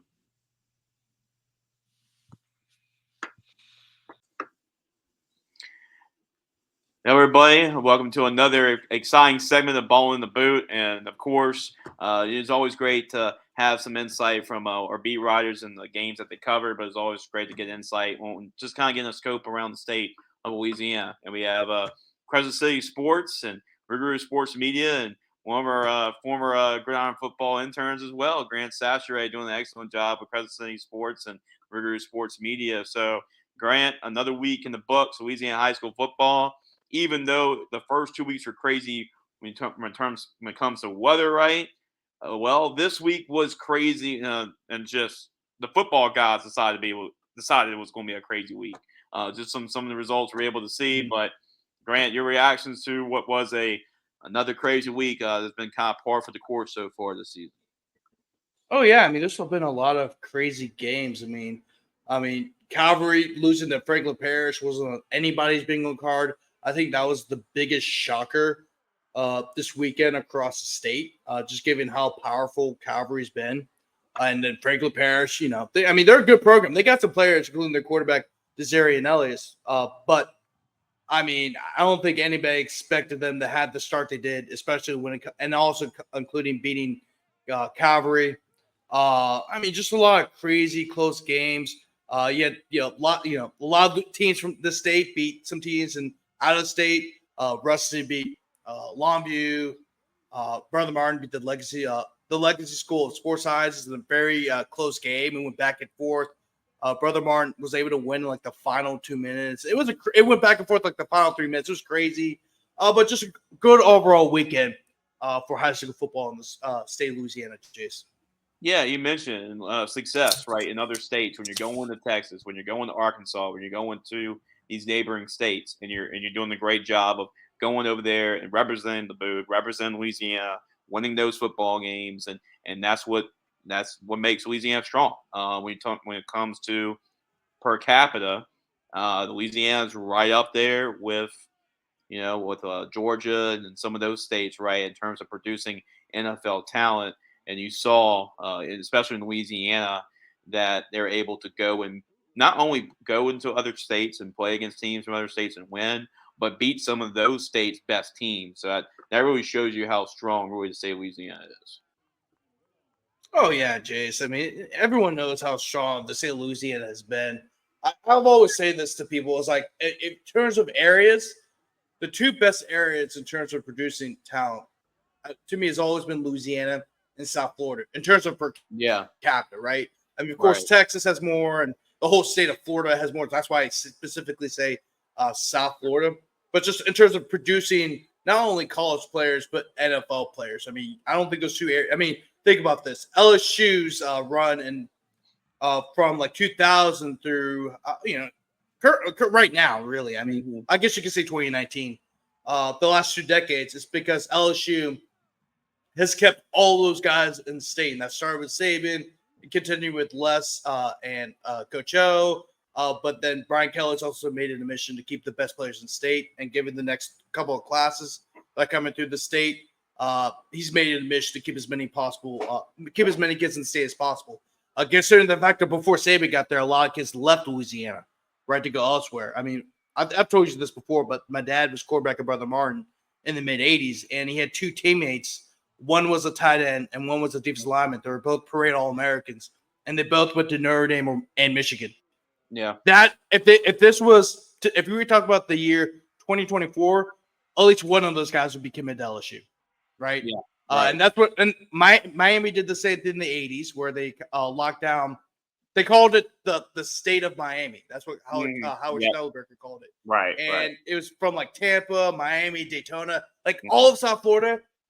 They made sure that no one left that area. And so, of course, it's not a shocker that Louisiana has done so well in terms of playing teams from out of state this weekend. I mean, Ruston being Longview was a huge win for Ruston. Yeah. They got 2 more opponents from the state of Texas coming up, 2 really tough opponents. So, if Ruston can beat 2 more teams from the state of Texas, that's awesome. Not only for Ruston themselves, but the whole state. It shows you that we can compete with anybody, anywhere, anytime. Yeah. Including Durham Hurricanes. Yeah, because they're used to it. I mean, this is something that they're used to. They kind of put that on the schedule now, like Hurricanes to be determined. So, that's a lot of high school football teams around. Now, we talked about Louisiana's dominance this past week in other states. Now, let's talk about some of the big games. You just mentioned one, and we'll go off the bat with that one, right? You talked about the biggest upset was Calvary Baptist and Franklin Parish. Now, Franklin Parish is a really good football team. There are some high expectations for them to do really well this year. That was a huge win for Coach Burnett and everything. So, really, just this win for Franklin Parish was huge. But were we overhyping Calvary Baptist a little bit? No, Jace. No, I don't think we're. I mean, their loss last week against a very good Neville team that's been one of the better teams in the state so far.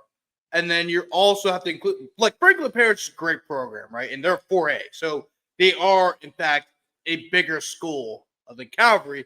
However, Franklin Parish isn't like like an Evangel or a Neville or a West Monroe, or even screw it, like a Washington Parish. I mean, it's still. I mean, they're not really a brand name, right? They're just not. But Coach Adrian Burdette is doing a fantastic job with this program. He's made them competitive, and to me, I say this like this, Chase, because I think that's probably the best way I can explain it. They're like the JFK of the North, right? Like, they're a program that's been around, right? Mm-hmm. But it usually takes one coach to change everything. And really, the administrator. The administrator has to bring in the coach, hire the right coach, has the right vision, and he puts everything in place, creates a culture, and that's how you get Franklin Parish, who's been one of the better stories across the state. I mean, I think last year, if I remember correctly, I think they went to the quarterfinals last year. Yeah. So, and then this year they seem like they've improved, and they got a hell of a quarterback, Zarian Ellis. So, when you have a special coach and special players and a culture that's been created, you get results like you saw on Friday night, where they beat Calvary 32-28. And Calvary be fine. It's Calvary, right? They got a lot of talent. And I think and I remember I told you this, Jace, like, the one issue that Calvary's going to have to face early on is that they're very young in the secondary. Yeah. And that's what Coach Gween told me. That's what Coach Philip Wardell Abrams' dad told me for the season, that the defensive backs are on the younger side compared to last year, where they're very experienced. So they're going to have some growing pains in the defensive backfield, similar to LSU, a team we both covered. Right. Yeah, exactly. That's a great comparison there. And just how Franklin Parish started the game, right? When you're able to force their best two players offensively to make mistakes, that shows you, okay, this could be our night. Give them a lot of confidence, right? Abram Wardell threw a pick six. And remember, Abram Wardell, he threw like one interception all of last year? Yeah, like one or two. It was insane. Yep. Yeah, it was insane. And he threw a pick six to start this one. James Simon, the Texas commit, great running back, one of the best in the state. He fumbles the football, and Franklin Parish recovers. So when you got a couple of turnovers against some of their offensive stars to start the game, that really gave Franklin Parish a lot of confidence in this one. And huge win. I mean, we talk about biggest win in the program's history for a while. I mean, if ever. Oh, yeah. Huge win for the Patriots, and something to really build on. Now, that was obviously the biggest takeaway in terms of, like, shocking, right? The shocking news, shocking win. Let's talk about as well some of the games that you covered. I covered this one with you. Talking about big wins, right? JFK against Amant. We talked a little bit on your show when we did the live show with you on Friday nights in the Bayou. But JFK, they built on their best winning program history against Warren Easton, and they found a way. They went on the road, played against Amant, hostile environment. It was a back and forth game. A lot of things weren't going JFK's ways with penalties and mistakes. They found themselves down late in the game after Amant got the go-ahead 2-point conversion. They were 3rd down, 13. Darrensburg made a huge play, connecting with James Evans, and man, they just found a way to win. And I think that's a huge stepping stone win for this program, and able to stack those two wins together back-to-back weeks. Oh yeah, I mean, JFK's had 3 pretty good wins. Scotlandville, I know it's not the same as Scotlandville, but they beat them convincingly. And really, if it wasn't a bad weather day, that night, I mean, it was just bad weather all around the state. That game probably would have been a lot worse, just because how talented JFK is, and the quarterback in mine, Darrensburg. I mean, he had over 400 yards. Well, he had 200 yards of passing, 200 yards of rushing. Yeah. Against Saint Amant. I mean, he's been a fantastic playmaker for them. And he's a hell of an athlete, which is why he will probably be like a defensive back when he gets to college, because he's a hell of an athlete. And Oh, yes. I think he could do some big things in college. And he's kind of like a Juwan Johnson in the sense of like he's real athletic, so he can play anything when he gets to college. But he may not be the most, and at times he can be, make some silly mistakes, and obviously you can tell he's not really a quarterback, but when he does throw the ball and it's on point, is some of the prettiest passes you've ever seen. I mean, you saw that because some of the touchdown passes he had. Yeah. And he's also, and then you also don't want him to run either. He's a very special playmaker, and you have 4 really good receivers, Chase. I mean, Chase, I know you guys are doing the bowl game invites right now. I would send an offer to all 4 of them. Yeah. Kingston Jones is a Louisiana Tech commit. James Evans as another big time guy, 3-star recruit. Nahun Laleen. I mean, he's an awesome. Jonathan Strider. I mean, he did the game on the field goal too. Nahun Laleen had the game-winning field goal. Jonathan Strider had the 97-yard kickoff return for a touchdown, and he also had another touchdown as well. So like, you have a lot of different playmakers on that JFK team, and there's a reason why right now everyone's looking at them like they're the team that could be in the dome, which a lot of people knew they're good going into the year. But then when you have the Warren Easton game and this big win over St. Amant back-to-back, now people are going to start looking at you differently. So how is JFK going to manage that going forward, especially when they have a big-time matchup with St. Paul's weekend, which we both know are very good. And they're very well coached. Like JFK, they're very well coached. Ken Sears has been there forever. I mean, longer than I've been alive. Like, not even joking about that.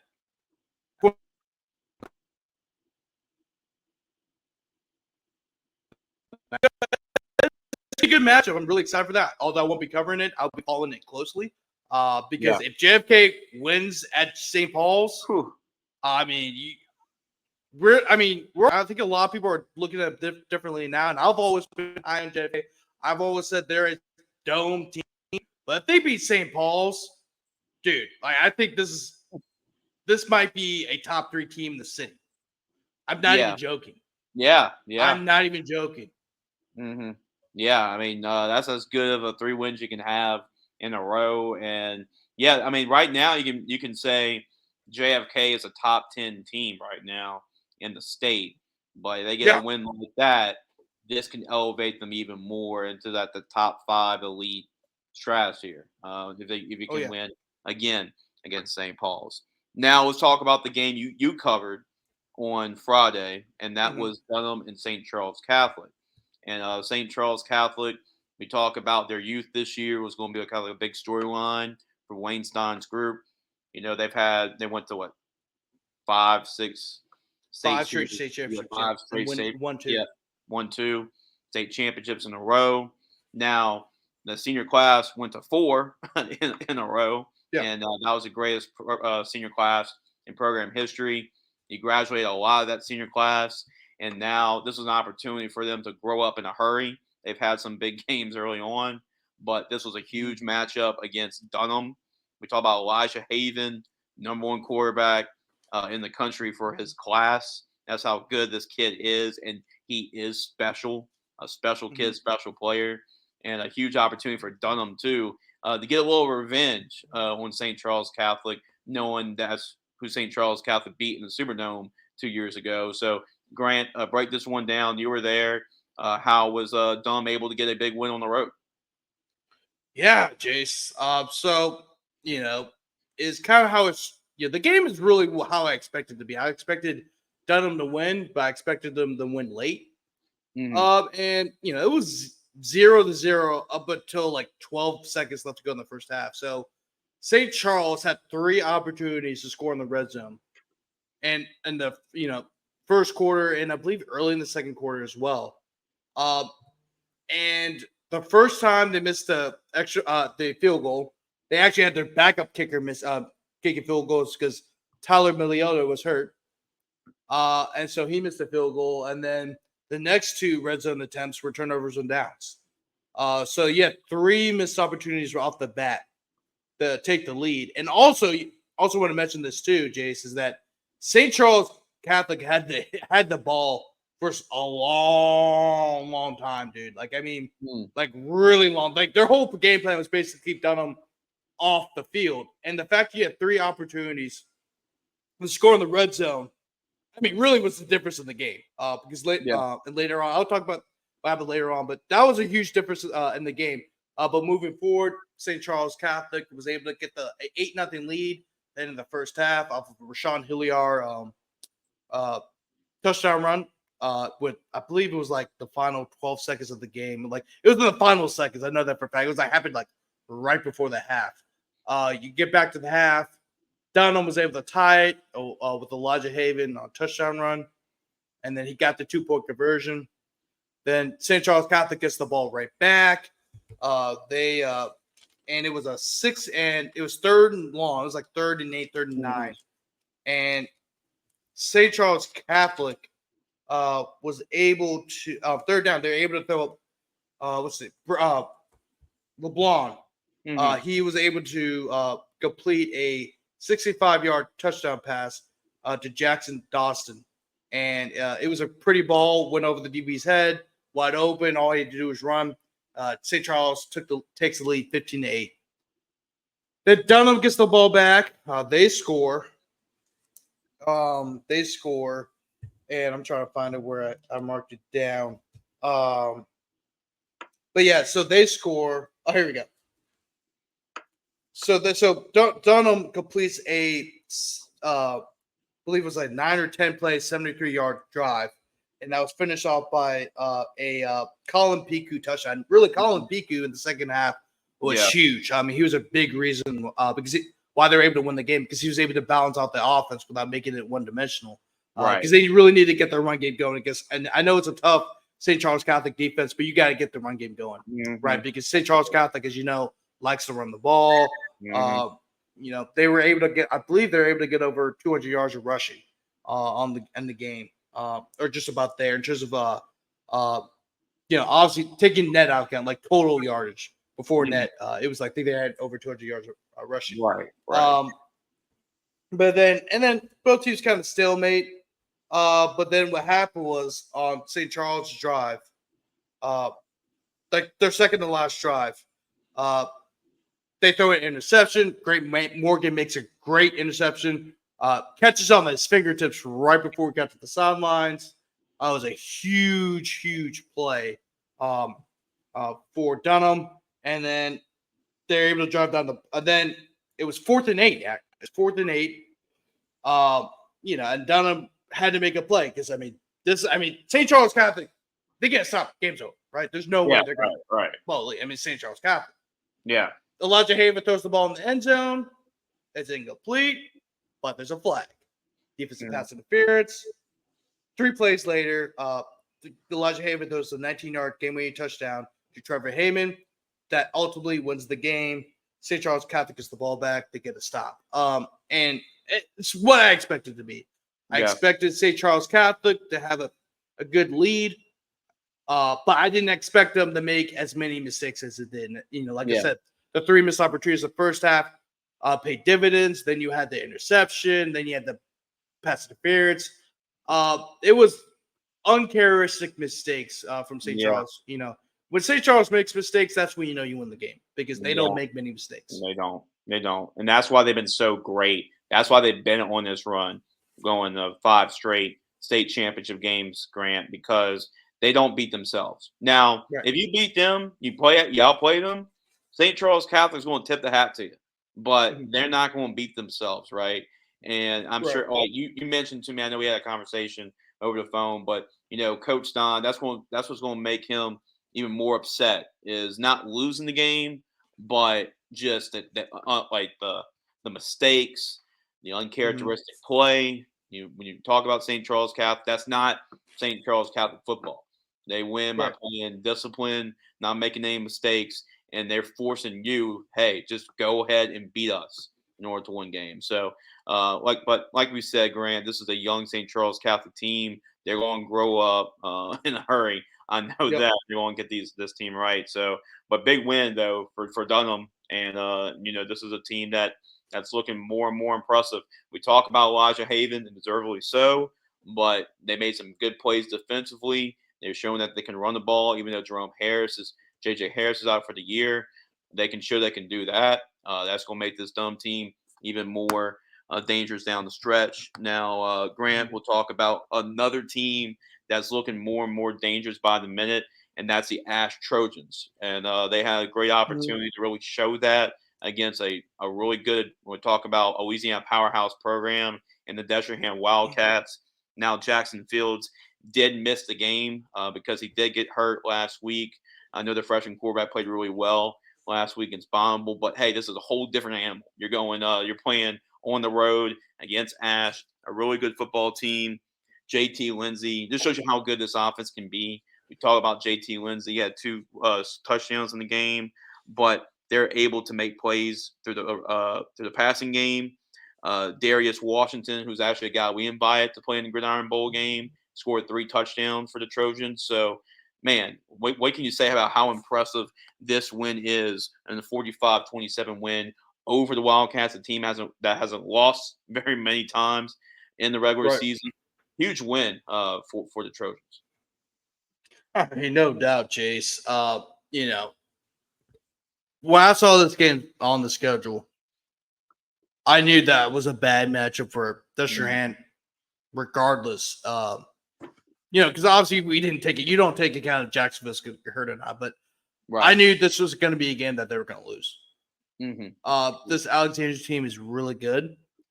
They are a mismatch for any team they play because of their athleticism, their size, length. They're really tall and lanky. I mean, JT Lindsay's a hell of a back. You're starting to see why he's committed to LSU. I mean, he was kind of a sleeper in this state for a little bit. Then his recruiting blew up, and that's when LSU knew, okay, we got it. If this kid's ready to commit to LSU right now, let's get his commitment, because he was getting ready to blow up. He's a excellent runner. He's an excellent pass catcher out the backfield. I mean, he could do it all. And then Carson Sellers. I mean, this guy is only a sophomore. Yeah. He's killing people. I mean, 45-27 is no joke, regardless of who the quarterback is for Destrehan. I mean, yeah, you're going to take into account that Destrehan didn't have the quarterback, but everyone knows how good Alexandria is. This is not a fluke. This is a very dangerous Alexandria team. This is an Alexandria team that I could see playing the Dome. Yeah. I'm not even joking. This is a very good Alexandria team. They're well coached. Thomas Bachman has done a great job with this program. And really just them. I don't like to say they're the flagship program of Senlaw, of course, because there's other schools in Senlaw. But, they're a great representation of what Senlaw football is. They're tough. They're going to be physical. Everyone kind of doesn't really take account to what Senlaw football is. Because, I mean, you've seen that. I mean, you saw that with Tioga. I mean, right. Look, what's the kid's name? Norris? Yeah, Ja'Cory Norris. Yeah. Ja'Cory Norris. Yes. I'm trying to figure. Yeah. But, I mean, he didn't get any offers. Yeah. It wasn't until after the bowl game. Now, I think maybe the whole thing with UL was probably in the works before the Gridiron bowl game. I mean, that's probably what happened. But the more attention he got, I mean, whether it's Gridiron football or not, I mean, it's clearly he's a D1 football player, right? I mean, if he was at Alexandria, he probably get some offers. But that's what I'm saying. Alexandria is a good representation of Senlaw football, because I think the more successful they are, I think more people will start to see the rest of the teams as well. Tioga, I said Tioga, and there's a lot of good teams in the area, man. There is. So there really is. Pineville, I know Pineville played. If they were in a little bit easier district, we would see how much better they actually are. I mean, this is a very I mean, they have, like I said, they have a lot. That area pretty well. I mean, Andy's from the area, so Andy will probably tell you a lot more about the area than I would do, because he's from Senlaw. But but Alexandria's a very dangerous team, and they have a really tough district. So I don't know how they're going to fish out that. Right. I mean, the reason why they were such a low seed last year is because they were 6-4. But that you have to take account that they had to play Neville and West Monroe and Washington Parish and a bunch of other schools, and now and then Rowan. No, Neville wasn't in the district. Rustin was last year. Yeah. Neville's now joining the district, and I really think Alexandria can compete for district chair. I think they're probably better than Neville. I'm not Neville. West Monroe.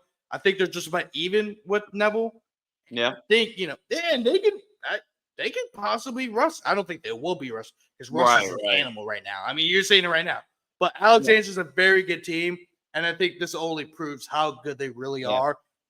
They nearly upset Carr in the quarterfinals. They did. They upset Brother Mar in the second round. This is a very good team. Don't sleep on them.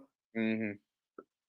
Wait to I think they're a team that you need to watch out for the playoffs. Because absolutely, if you're even if you're Catholic, I don't care if you're Catholic. Yeah. This team is really good. You don't overlook these. Really good. No, and I agree with you. Mismatch for everybody. I agree with you, Grant. If there's a team that's you want to talk about and maybe not a lot of people are talking about for a state championship contender, the Ash Trojans, just keep in mind, just don't sleep on the Trojans. They can absolutely would not shock me at all if they find their way into the Superdome. And they showed it right there against a team that has those same aspirations in the Destrehan Wildcats. Now, let's talk about a huge rivalry game in the New Orleans area. And for the Megaphone, right? This is one of the most coveted trophies, right, in terms of rivalries in Louisiana. Shaw was able to really get this rivalry back, and to talking about this rivalry. They get a huge win. They kind of played their style of football, their game last year, in a big win. But this year, Rummel was able to dictate that, and they were able to dictate their style of play. And this team just continues to get better and better. I mean, we both saw Rummel against you high. I mean, Norman Taylor had 177 yards rushing and 2 touchdowns. They did a great job of containing a very explosive and dangerous Shaw offense off the field. They played their style of football, and that's what made the difference in them getting revenge and getting that Megaphone back. Yeah, I mean, I got my stats from the NOLA.com, the Times-Picayune / The Advocate right here. And, I'm going to say he ran for 184 yards instead of 177. It just sounds a little bit better. A little bit better. Yeah, a little bit better. I mean, Chris Dobby took the stats, so I'm going to trust his judgment for it. Okay. Yeah. But yeah, no, it's nothing. But, I mean, this Rummel team just beat a very good Shaw team. Like you said, they did a great job of – now, Shaw was able to run for 255 yards, which is a little bit too much for Rummel's defense, given the high expectations that they have. Right. And of course, Nick Monica is a defensive coach. So, yeah, I don't think they want to allow a team to rush for 255 yards, regardless of who it is. But they held Shaw to just 11 yards of passing, right? And what makes that Shaw, your goal is to make Shaw as one-dimensional as possible, make sure they don't throw the ball. And, I mean, of course, Shaw wants to run the ball more than want to throw, but holding Shaw to just 11 yards, it completely stalemates that offense, right? And because they're a spread option, and the spread option relies on that. They want to run the ball more, of course, but you also want to limit the passes as well, make them one-dimensional, and that's what Rummel did. But not only that, Rummel ran for 306 yards and 41 carries. Yeah. Norman Taylor had, of course, like we said before, 184 yards, 2 touchdowns. Corian Hawkins had 50 carries for 99 yards, 2 touchdowns. He's a good option too. Yep. And Rummel and General Buggage, 6 for 11, 140 yards and a touchdown. And the first touchdown of the game actually was a 59-yard pass to Micah Green, which you remember from the U High game. Also had that 70-plus yard touchdown passing catch and run off the screen for a touchdown that ultimately ended up being the difference in that game. So I mean, this is a very good, of course, Rummel team. They can run the ball effectively. They've done that the last 3 games. It's been showing. They have a quarterback in General Buggage who can manage the offense very well, and they have a great defense. And I also want to mention that I believe Kendrick. Let's see this. I know Kendrick Joseph had a big punt return as well in this game. So I mean, they just had an overall solid game all around. Although they want to limit the rushing yards Of course, 255 yards. A lot of that came from Jasper Parker, especially in the first half.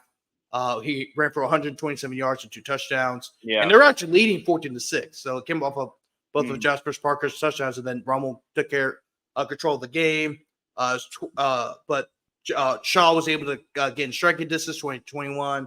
But then Norm Taylor did Norm Taylor things, ran it in from 16 yards out for the final margin, and that's how you get the final score 35-21. Right. They have a huge game against John Curtis next week, which I will be at.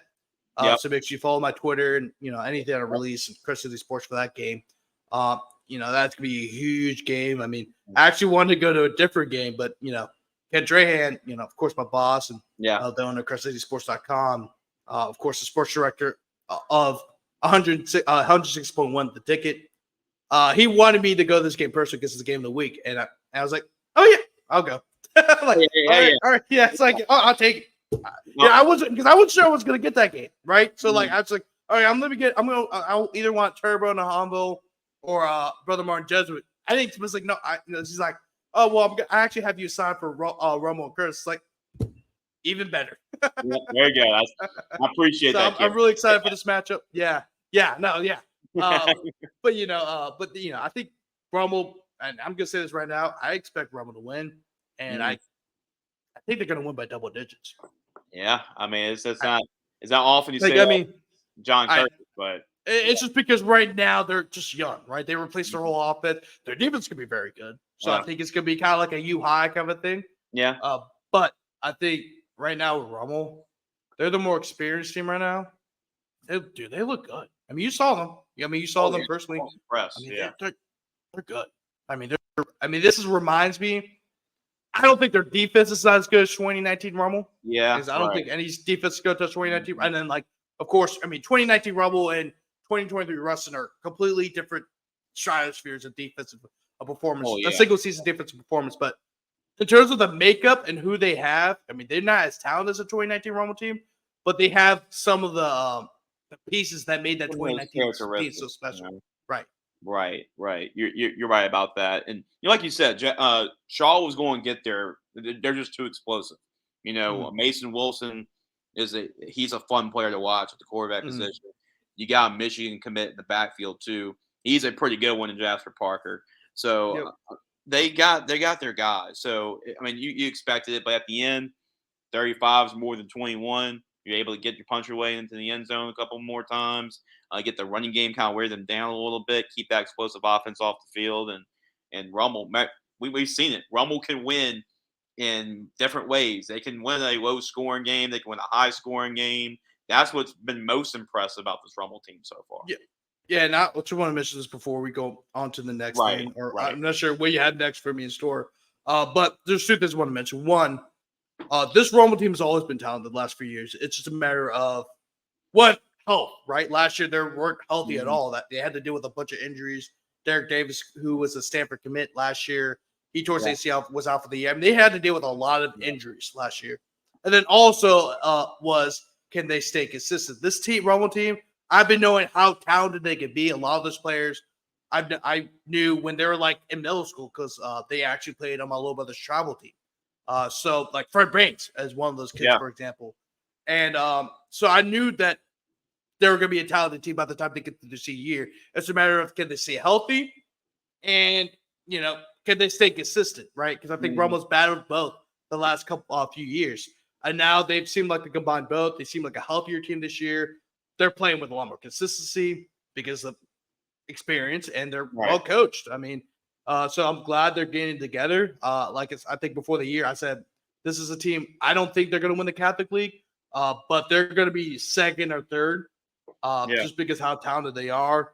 And of course, and that was the first thing. So they exceeded my expectations for them. Yeah. I know we're only heading to week 4, but right now they've exceeded my expectations. But also, I like how Rummel is playing this well, and this is kind of the advent of Ed Daniels passing, right? And I think this kind of makes us run a lot more and put this a lot more in perspective because Ed was, of course, is a Rummel alum, big huge Rummel guy. Huge Rummel guy. Of course, that's where he met Chandrehan. Him and Ken Right. have been really close. So it's just really, it's kind of like a special. We have a special deal going on Rummel. Just not only how good they've been playing, but there's also the advent of losing one of its most famous alumni at that school. So it's just a really special run for this Rummel Raider team right now. Right. It's just one of those things where there's one of those years where the stars align, like everything's going right. And, and I mentioned on the VSN broadcast, like this Rummel team is also that they got that extra motivation of making sure, like, hey, we got to do this for Ed. I mean, you saw all the decals, all the different teams that are paying tribute to Ed this year. And Rummel is definitely trying to take that to a whole another level. It's like, hey, let's go and win a state championship for Ed, and like pay tribute to him that way. And I know Ed's smiling down, really cheering on his Raiders and seeing what they're able to do. Now, to make that transition, Grant, we talk about the next team coming up. We're going to stay in the area, and we will talk about. It's been a while since Chalmette has beaten Holy Cross. This is 2017. 2017, and after the strides, Holy Cross was just came out pretty much nowhere to win the Catholic League and be the number 1 seed and had the year that they had last year. And even though that they lose some pieces, Kobe Young, was an excellent player, was probably the best player in the Catholic League period last year. Losing him, Cole Cantel, the quarterback. They still got a bunch of weapons. They have one of the best tight ends in the state of Louisiana coming back as well. Really talented running backs. So they got weapons, but right now it's just been struggling to put points on the board. And Chalmette was able to get that win, and a win in low scoring fashion. Wasn't pretty, but they got a 9-7 win. How big of a win it was for Chalmette to really beat that losing streak against them. And then how surprised are you with a slow start to the season for Holy Cross? First, starting off with the first question with Chalmette, I mean, this is a huge win for that community. I mean, I know this probably gets slept on. In terms of rivalries in New Orleans because, of course, you got Holy Cross and Jesuit, which is the main one. I think that's Holy Cross Jesuit. That's probably a bigger rivalry than Holy Cross and Chalmette. And of course, you got Carr and Curtis is becoming a large rivalry now. Carr and Warren Easton. There's a lot. Destrehan, Honville. There's a lot of big rivalries. Brother, I know historically, Brother Martin and St. Aug have been rivals. I mean, there's a lot of different rivalries across the city of New Orleans that are huge. But this Chalmette Holy Cross rivalry is still huge in its own right because remember, Holy Cross, I know they have a new location, which actually is like 5 minutes from my house, actually. It's in Gentilly now. But the old campus used to be in the lower Ninth Ward, which wasn't far from Chalmette. So historically, you've had a lot of got people from Chalmette, from St. Bernard Parish, go to Holy Cross, and that's still true today.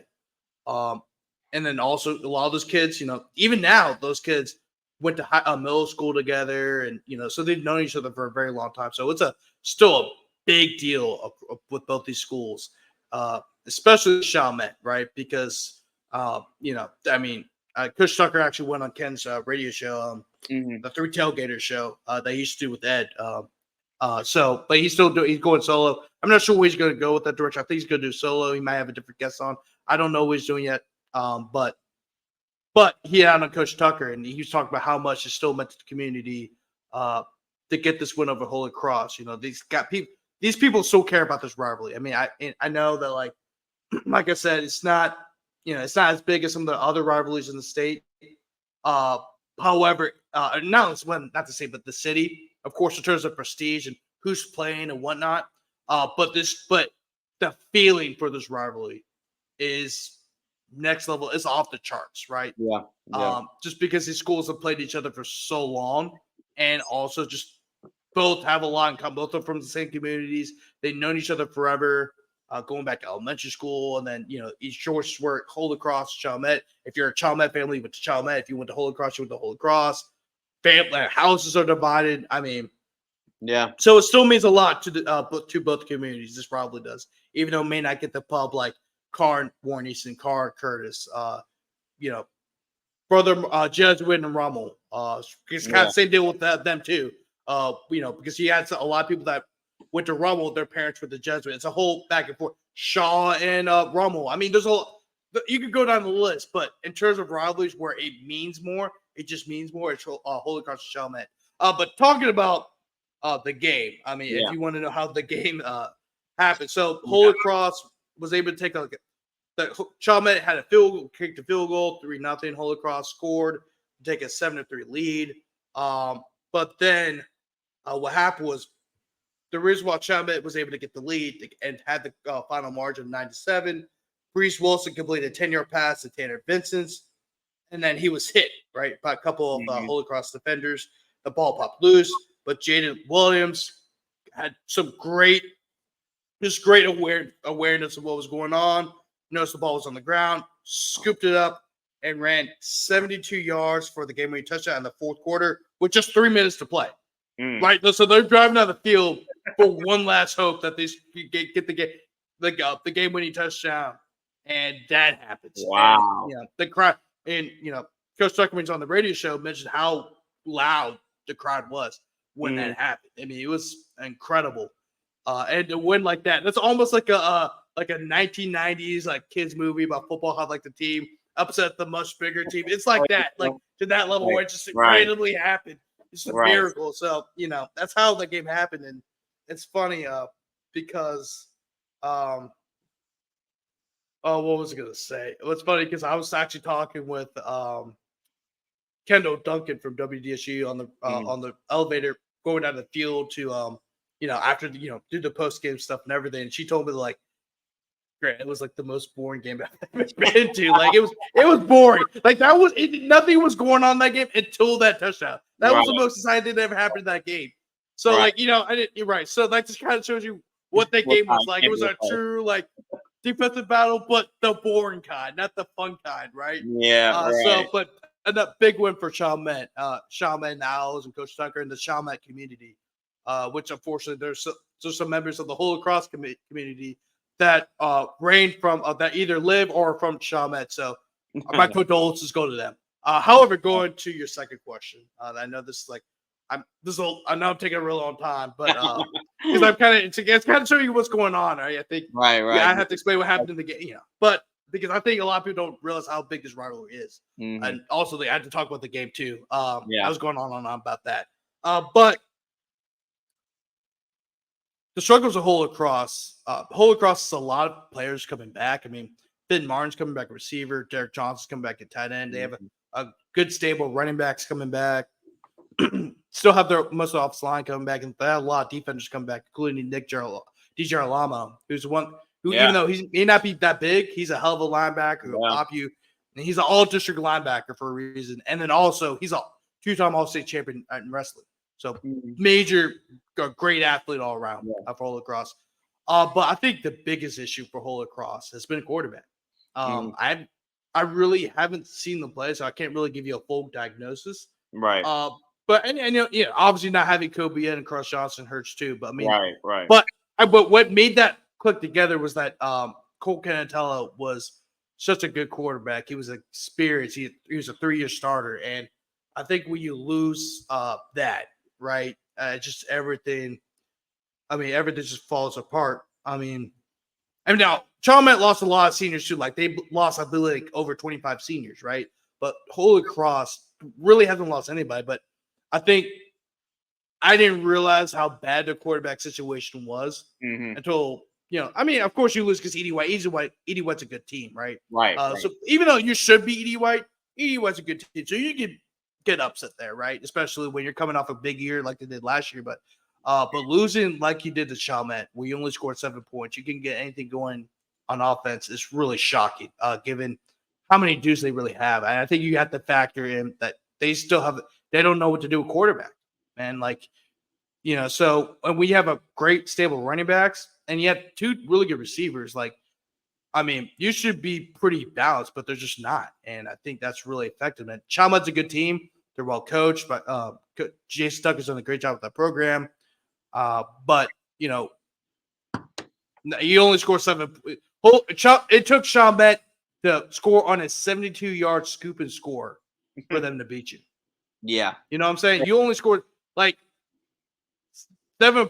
That was the difference in the game. You only scored 7 points. You have to score more points. You got to find a way to put points on the board. And Chalmette is not the same team as Warren Easton. They're not St. Aug. They're not Rummel. They're not Brother Martin. Who's really good. Right. And Rummel's really good too. Curtis.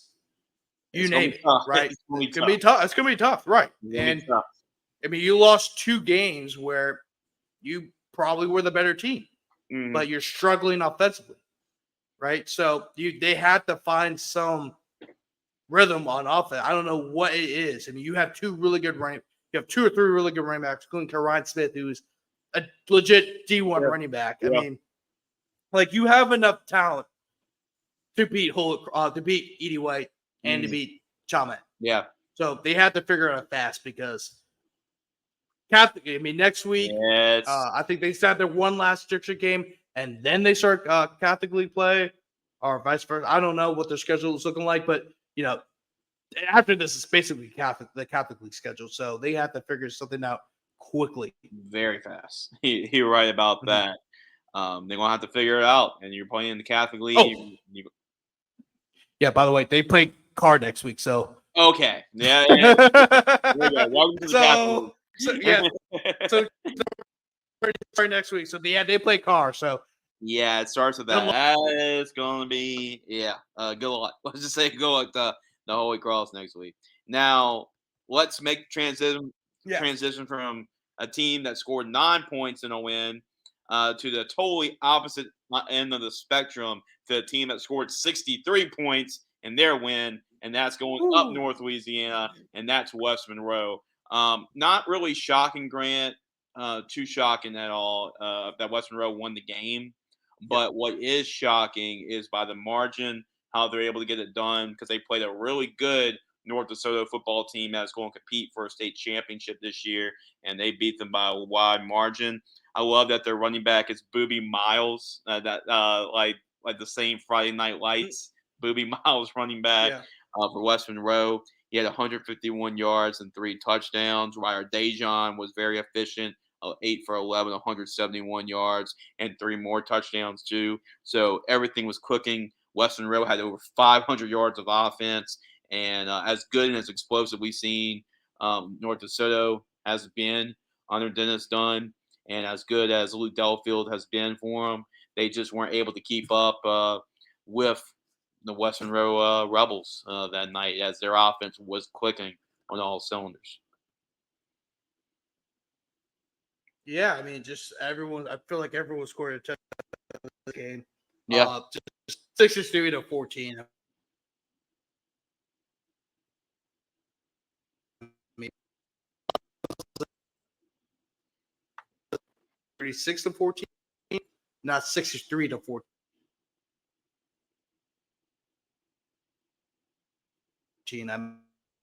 They scored 47 points against Pulaski Academy, which is one of the top programs in the state of Arkansas. Talents come out of there. They're a highly successful athletic program, one of the best athletic programs in the country. And the crazy thing is they scored 47. Pulaski Academy just scored 67 points. So we knew West Monroe could score, right?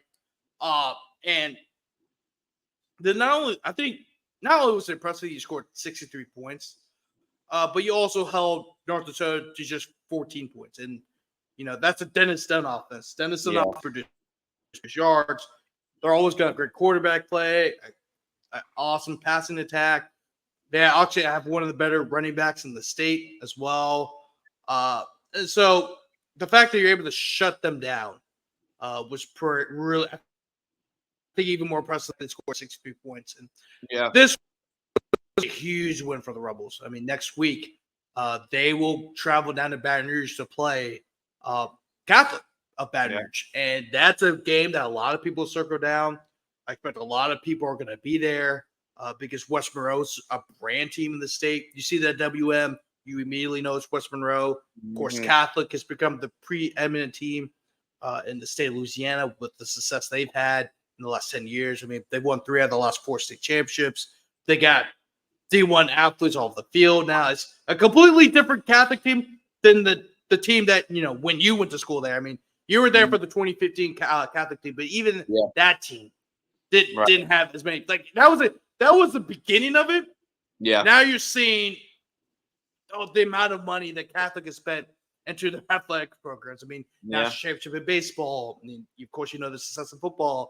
2 years ago, they won the state championship in basketball. I mean, it's easily probably the best athletic program in the state right now. So, it's 2 brand programs. Unfortunately, I would not be there because I'm going to be in New Orleans covering another big time game between 2 brand teams in the state, the city of New Orleans in his own right. But if you're in Baton Rouge, I would go to that game. There's some great high school football, and that'll be a very interesting game too. Because of course, West Monroe picked up a huge win over North DeSoto, and that's a huge momentum boost going in this game. But then also, it's just that it'll be really interesting to see how Catholic comes back from their loss against UI. How do they respond? Catholic game, but Catholic feels like they should have won. They just had 2 big victories over Destrehan and St. Thomas More. UI was, they were struggling a bit on offensively, and they were able to score 27 points. So they're gonna feel, I want to know how they're gonna respond. I think that'll be the big thing. Is like, how do both teams respond after the results from this past weekend? I think that'll be very important going this weekend. I'm not sure who's covering the game for y'all. Is Carter covering the game? I know Carter was calling for the game, but I gotta make sure that if he had anything planned going on. Okay. So I know for a fact we will have somebody covering that game. Yeah. For sure. Yeah. Also, I think you should give. I'm not going to tell you how to do your job, but give them a rundown. What's going on? Tell them like this is a big game. This is the game we were talking about in like June and July, right? So, but people really, we're talking about this as spring football, It's funny because the interns are. We have one that's from Texas. We have one that's from Georgia. So they've been covering some big games early on, and they're like really into the Louisiana high school football right now with all the teams that they've been able to see in the product. So they've become prepared, and they've really enjoyed it. So they've really enjoyed covering some of these big time games. But that's gonna be a big one. West Monroe and Catholic, I'm sure we'll talk about on your show as well a whole bunch too. But let's go into the Lafayette area for this next one. Yep. We have LCA and Westgate. LCA has had a really good start to the season offensively. When we talk about Juwan Johnson not being there anymore, the all-time yards leader in LHSA history. They got a really talented quarterback replacing them in Brandon Walker. The offense has looked good through 2 games when they played Carencro, when they got that win. They probably even look more impressive in the loss to Rummel than the win. Having a shootout with them, but they play Westgate. Westgate's a very talented team. Coach Antoine's really got this team going. They're not really scared of anybody. It showed when they won a state championship and when you were able to beat Warren Easton and then the car on your way to win a state championship, you deserve the state championship trophy without a doubt, and they did. And this time they played LCA.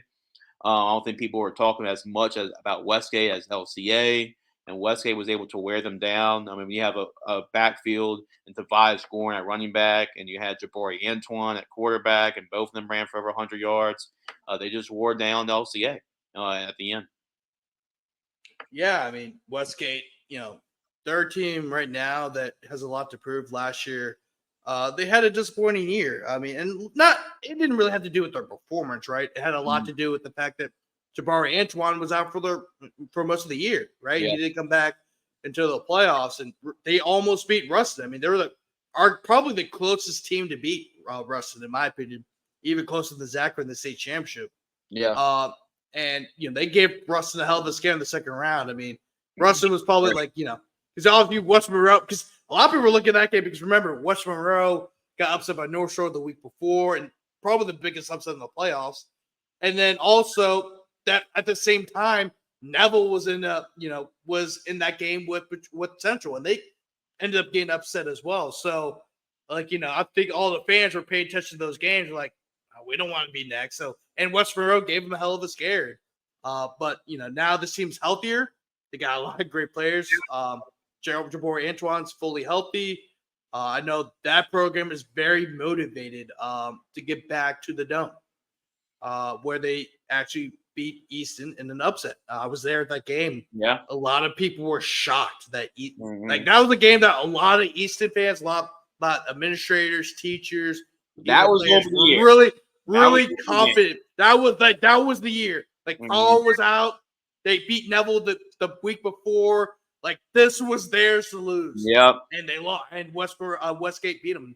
A lot of credit has to go to Danny Lewis too. So I was out there. It was a great game. They weren't playing that far. Like this was the opportunity, but Westgate said, "Now on our watch." Yeah. Was that the year that you were covering for?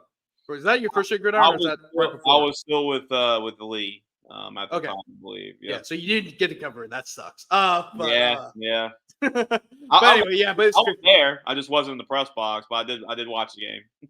Okay, cool. I got you. Yeah. So but yeah, it was just great. That was a great game. But going back to Westgate, for the season, huge win over a very talented LCA team. This is a team that took Rummel to the brink. They probably, I know it's only been 3 weeks so far, but they played Rummel the toughest. Really, they had opportunities to win that game too. Was going to be a huge win if they beat Rummel. And then last week they had a huge win over Carencro where they beat him by 3 or 4 touchdowns. So it's a huge win for Westgate, especially how well LCS played. They beat him by, the fact you beat that team by double digits is really impressive. And that's a huge win over a former district rival because, of course, LCA was in the district last year. And huge, Westgate right now, they might win that district, with Turlings and St. Thomas More, because I think Turlings has looked awesome so far too. So it might come down to Westgate and Turlings. They're the two best. St. Thomas More, they got some issues they got to take care of. I was talking to Jared about it, and right now with their passing game's not clicking. And a lot of that, just because obviously new quarterback and the receivers, but the receivers aren't getting the separation that they needed to. And like right now, it's all new to them. I think as the season goes on, they'll get better. But right now they're having some growing pains. But Westgate's probably the most experienced team in this district, even more so than the Turlings, who are also pretty experienced as well. And they're playing some really good football right now. But Westgate, they could win the district. They could be undefeated. They could win the district. And I think in terms of all the teams right now, that I know we're talking about Ruston. I know we're talking about Neville, West Monroe. But that's a team that could sneak in there, just like they did 3 years ago in 2021.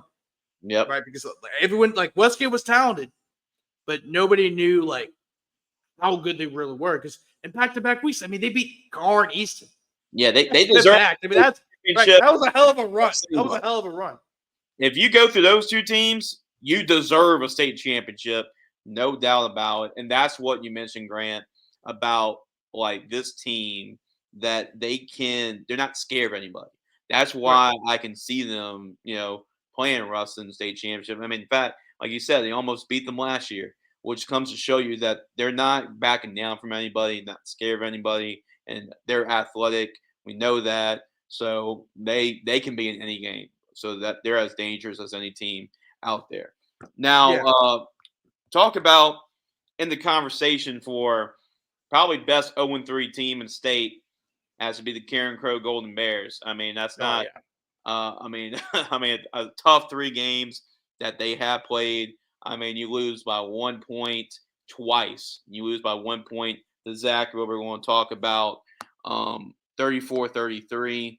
And then you lose by 1 point to St. Thomas More. You lose the LCA. They're always going to be in it with Chance Babineau at quarterback and the playmaker he is. But Zachary, this is a big win for them too, to win by 1 point, win in that fashion, because there are some young players to their team. I know Ruffin and Nate James are two really good running backs for him. They got some really good receiver, Christian Brooks at wide receiver, Cale Gonzalez at the quarterback as well. So they were able to win and find a way to win 34-33 to hold on to that win. But, I mean, Zachary getting a huge win to start the season, and Carencro, man, they just been on the short end of the stick through 3 games. Yeah, so before I get to that question, I actually just pulled this up. I was able to pull this up because kind of going back up for Westgate and how credible the run was. I don't think people have to put this in perspective.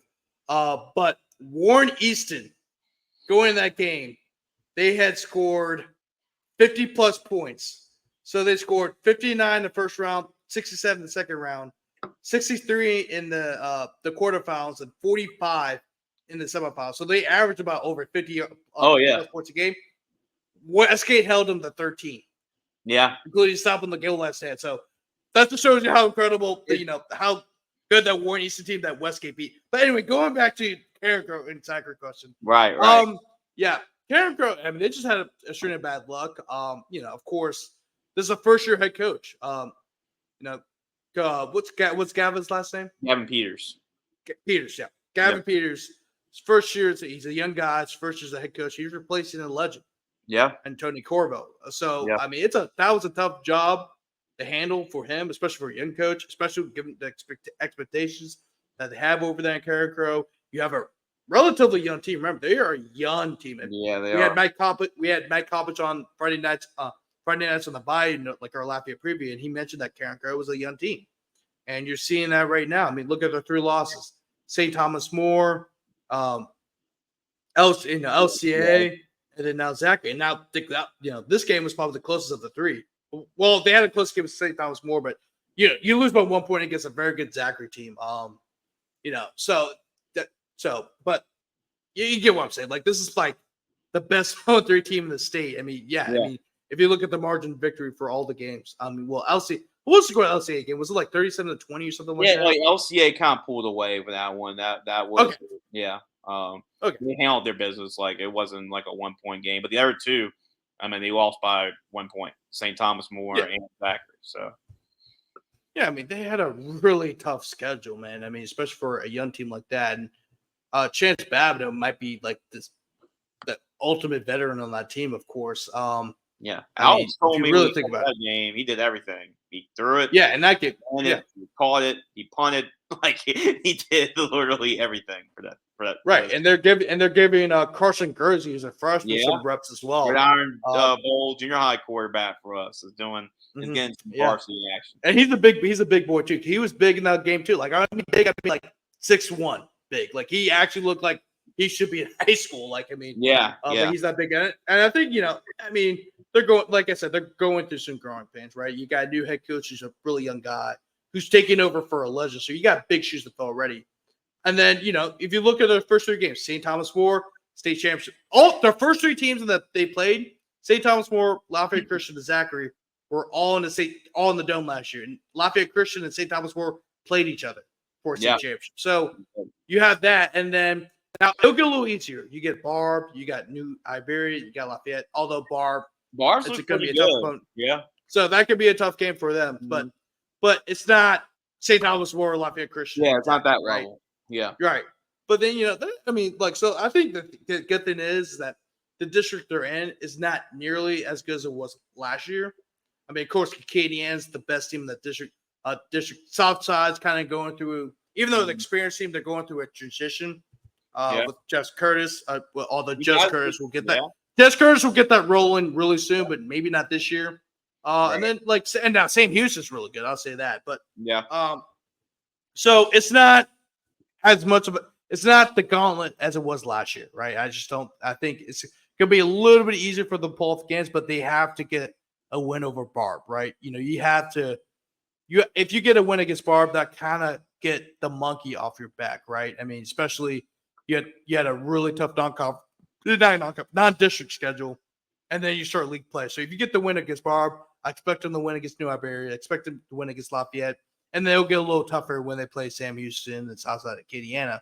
But you want to get a win against Bar, because if you start the season 0-4, it's not going to get easier after that, right? So you have to pick up a win, and the Bears know that. And I think they could do it, but I mean, it's not ideal. You start the season 0-3, right? I mean, that's just kind of how it is. And when and it has to be mentioned this too. Like, people will always ask, people are asking right now with all the bigger teams, bigger 5A and 4 teams, like, why didn't that schedule any easier opponents? Well, like, it's hard to find opponents. Nobody wants to play if you're really good. That's why Russ has scheduled 3-4 teams from the state of Texas. Yeah. But, what I'm saying? It's hard. It's not a whole. There's really not a whole lot of teams that not only in the state, but there's not there's not a whole lot of schools in the state that play. Obviously there's over 300 schools that play football, but that's slim pickings. Nobody, if you're not going to be able to play like a 1A, 2A school, so you have to go find people, right? Because people are going to refuse to play you because you're good. So you have to go find people, and that's why it's all like Catholics schedule all these big teams, Carencro schedule all these. That's why they're 0-3. Shaw is 1-2 right now. Yeah. Destrehan 1-2. Like, I mean, if you look at all the big teams that are kind of struggling early on, it's because they're trying to find opponents to play. So you have to play the hardest opponents, unfortunately. So that's how it is. So that's kind of the reason why Carencro has to play this tough schedule, for anybody asking why, a lot of these big teams are starting off slow, including Carencro. So, but they have to get this win over Bar, like I said, because you don't want. It's much better to start 1-3 than to start 0-4. Yeah, it truly is. It is, and that's not going to be a cakewalk. I mean, Barb has been scoring a lot of points. I mean, they hung right there with Airline in a shootout, so that's hard to do when you can hang in there with Airline. They do that in the shootout. But ask Craig Jones of Mandeville how that went for him last year. By the way, like, they won, but like he still talks about that game because he's like, like, it's hard. That's hard to do. You can be the best offense in the world. It's hard to try to outscore Airline. Yeah, do not play that. Don't play that game because you're not. Exactly right. We talked about how surprising the Calvary loss was, but another surprising result was Jena falling, because Jena's been having one of the biggest, longest winning streaks now in the regular season. They've hardly lost in the regular season. Now, St. Frederick is a good program. We know them to be a really good program. But they won at the buzzer of the game-winning field goal to win 15-14. But Jena's had a really strong start to the season, and you're looking maybe another 10-0 regular season, 9-1. And everybody's talking about the big game against. Bunky's going to be a big game this year for Jena, but a little bit shocked with the early season loss to St. Frederick, 15-14. Yeah, I mean, of course. I mean, Jena's a 3A school, St. Fred's a 1A school, so it's a little bit of a shocker. I mean, Jena's a bigger program, right, in terms of players, players have on the team, the whole 9 yards. And St. Fred's is a big game against Basham next week, which will be a game that we're going to talk about. And I'm trying to land a guest from up there. Hopefully, it works out depending on the schedule, because I think you'll be give a great insight of what's going on in that area. And you also can preview the Catholic West Monroe game to get a better idea of who West Monroe is. We know how good they are. We know who the players are, but we want to know the ins and outs. And he knows our program really well. I'm not going to spoil it too much. We'll announce tomorrow once it's confirmed. But huge win for St. Fred's, right? They're going through a transition. Of course, they lost their coach. What was the coach's name? He's now the defense coordinator, Neville.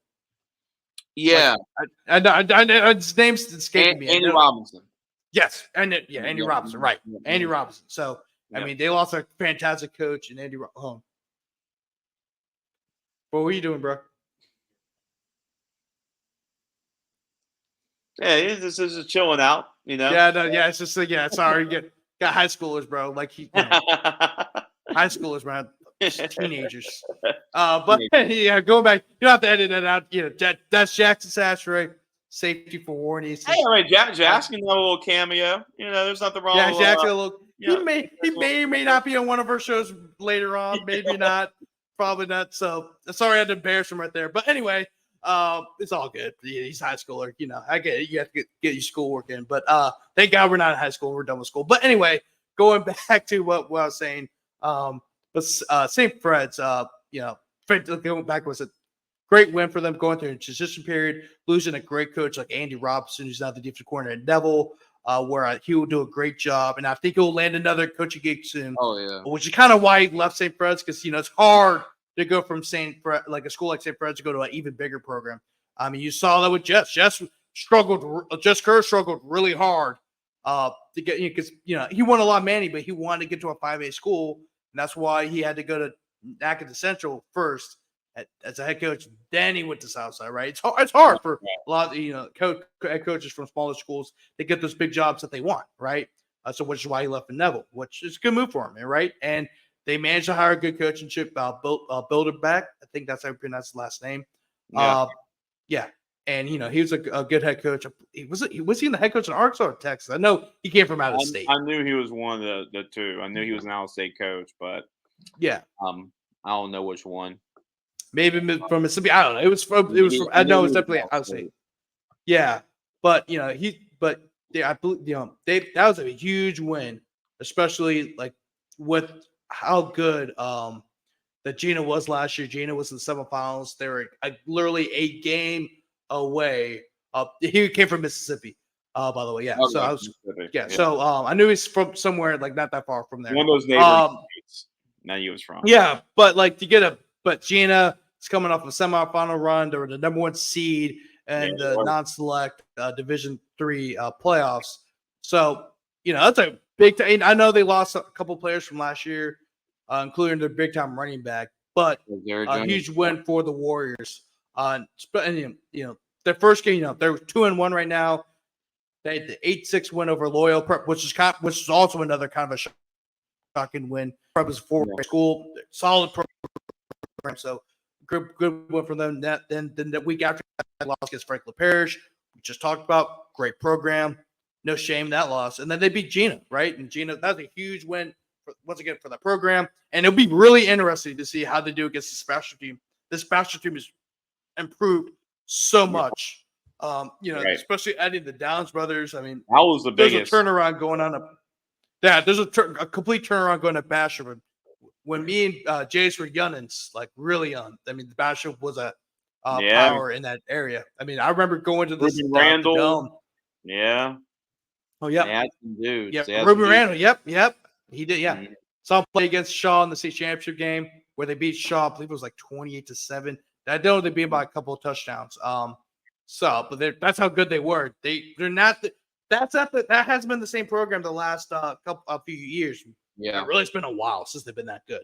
But now they seem to be back. Seem to get that program rolling. So that would be another big game for St. Fred's, and they're able to pull off that win. I think St. Fred's is a team that I'll think they're a good program, yes, but I think if they win that game, we're probably gonna put them in state title contender territory, and they're in a division that's Division 4 select is tough. There's a lot of Vermilion Catholic, Riverside, Washington Christian, Kentwood's now joining. There's a lot of good. There's a lot of depth in that Ascension Catholic. A lot of depth in that division. And that's saying a whole lot. But if you're saying they're going to be put in the state title contender territory. Oh, absolutely. When you win like that, you beat a Jena team that's up in class, but not only up in class, but one of the better teams in that class as well. After the year they had number 1 seed semifinal team, and they expect to have that type of that year as well. We're going to end the show here, Grant, with of course when we talk about the oldest rivalry, right? I mean, coming in the state of Louisiana, I think 117 years this game has been played. Oh yeah, it's been crazy about how long this rivalry goes back. About 117 years, but Haynesville and Homer, both teams at the smaller school, 1A level, but they've been state championship contenders in last couple of years. Homer won a state championship under Richie Casey. Coach Casey's done a great job with that program, and they haven't won a state championship in like 80 years. It was some kind of long streak for them too. Haynesville, their history, all the state championships they won under Red and David, and all the games they've won. But yeah, Haynesville is probably like it's up for grabs in that division. but Haynesville is probably the favorite, to win a state championship in that Division IV non-select. Homer, they started the season 2-0. Haynesville, Homer started the season 0-2. Talking about good teams that have had slow starts. Homer hasn't won a game yet. Haynesville was able to get the win. I think 27-12. I think was the final score. But yeah, big win for Haynesville in a rivalry game because this is one of these type of rivalry games that they'll talk about this all year long, no matter who the winner is. They'll get bragging rights all year long. It's such a historic rivalry, and unique that we're getting this game in week 3, then like week 10 at the end of the year. But huge win for Coach Franklin, and Haynesville is definitely hey, they probably won't judge the season like, hey, did we win the state championship? Did we beat Homer? No, that's probably like what they judge the season off of in Haynesville. Yeah.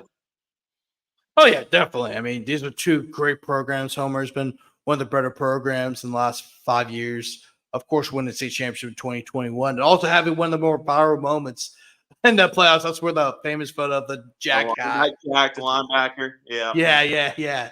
So that's for anybody that doesn't really know Homer all that well, that's Homer right there. Just look up the viral photo of the Homer linebacker. Was it Clump or something? It was something like that. Something like that. It was like an extremely Key and Peele type of name. Like it was kind of one of those. It was something like that.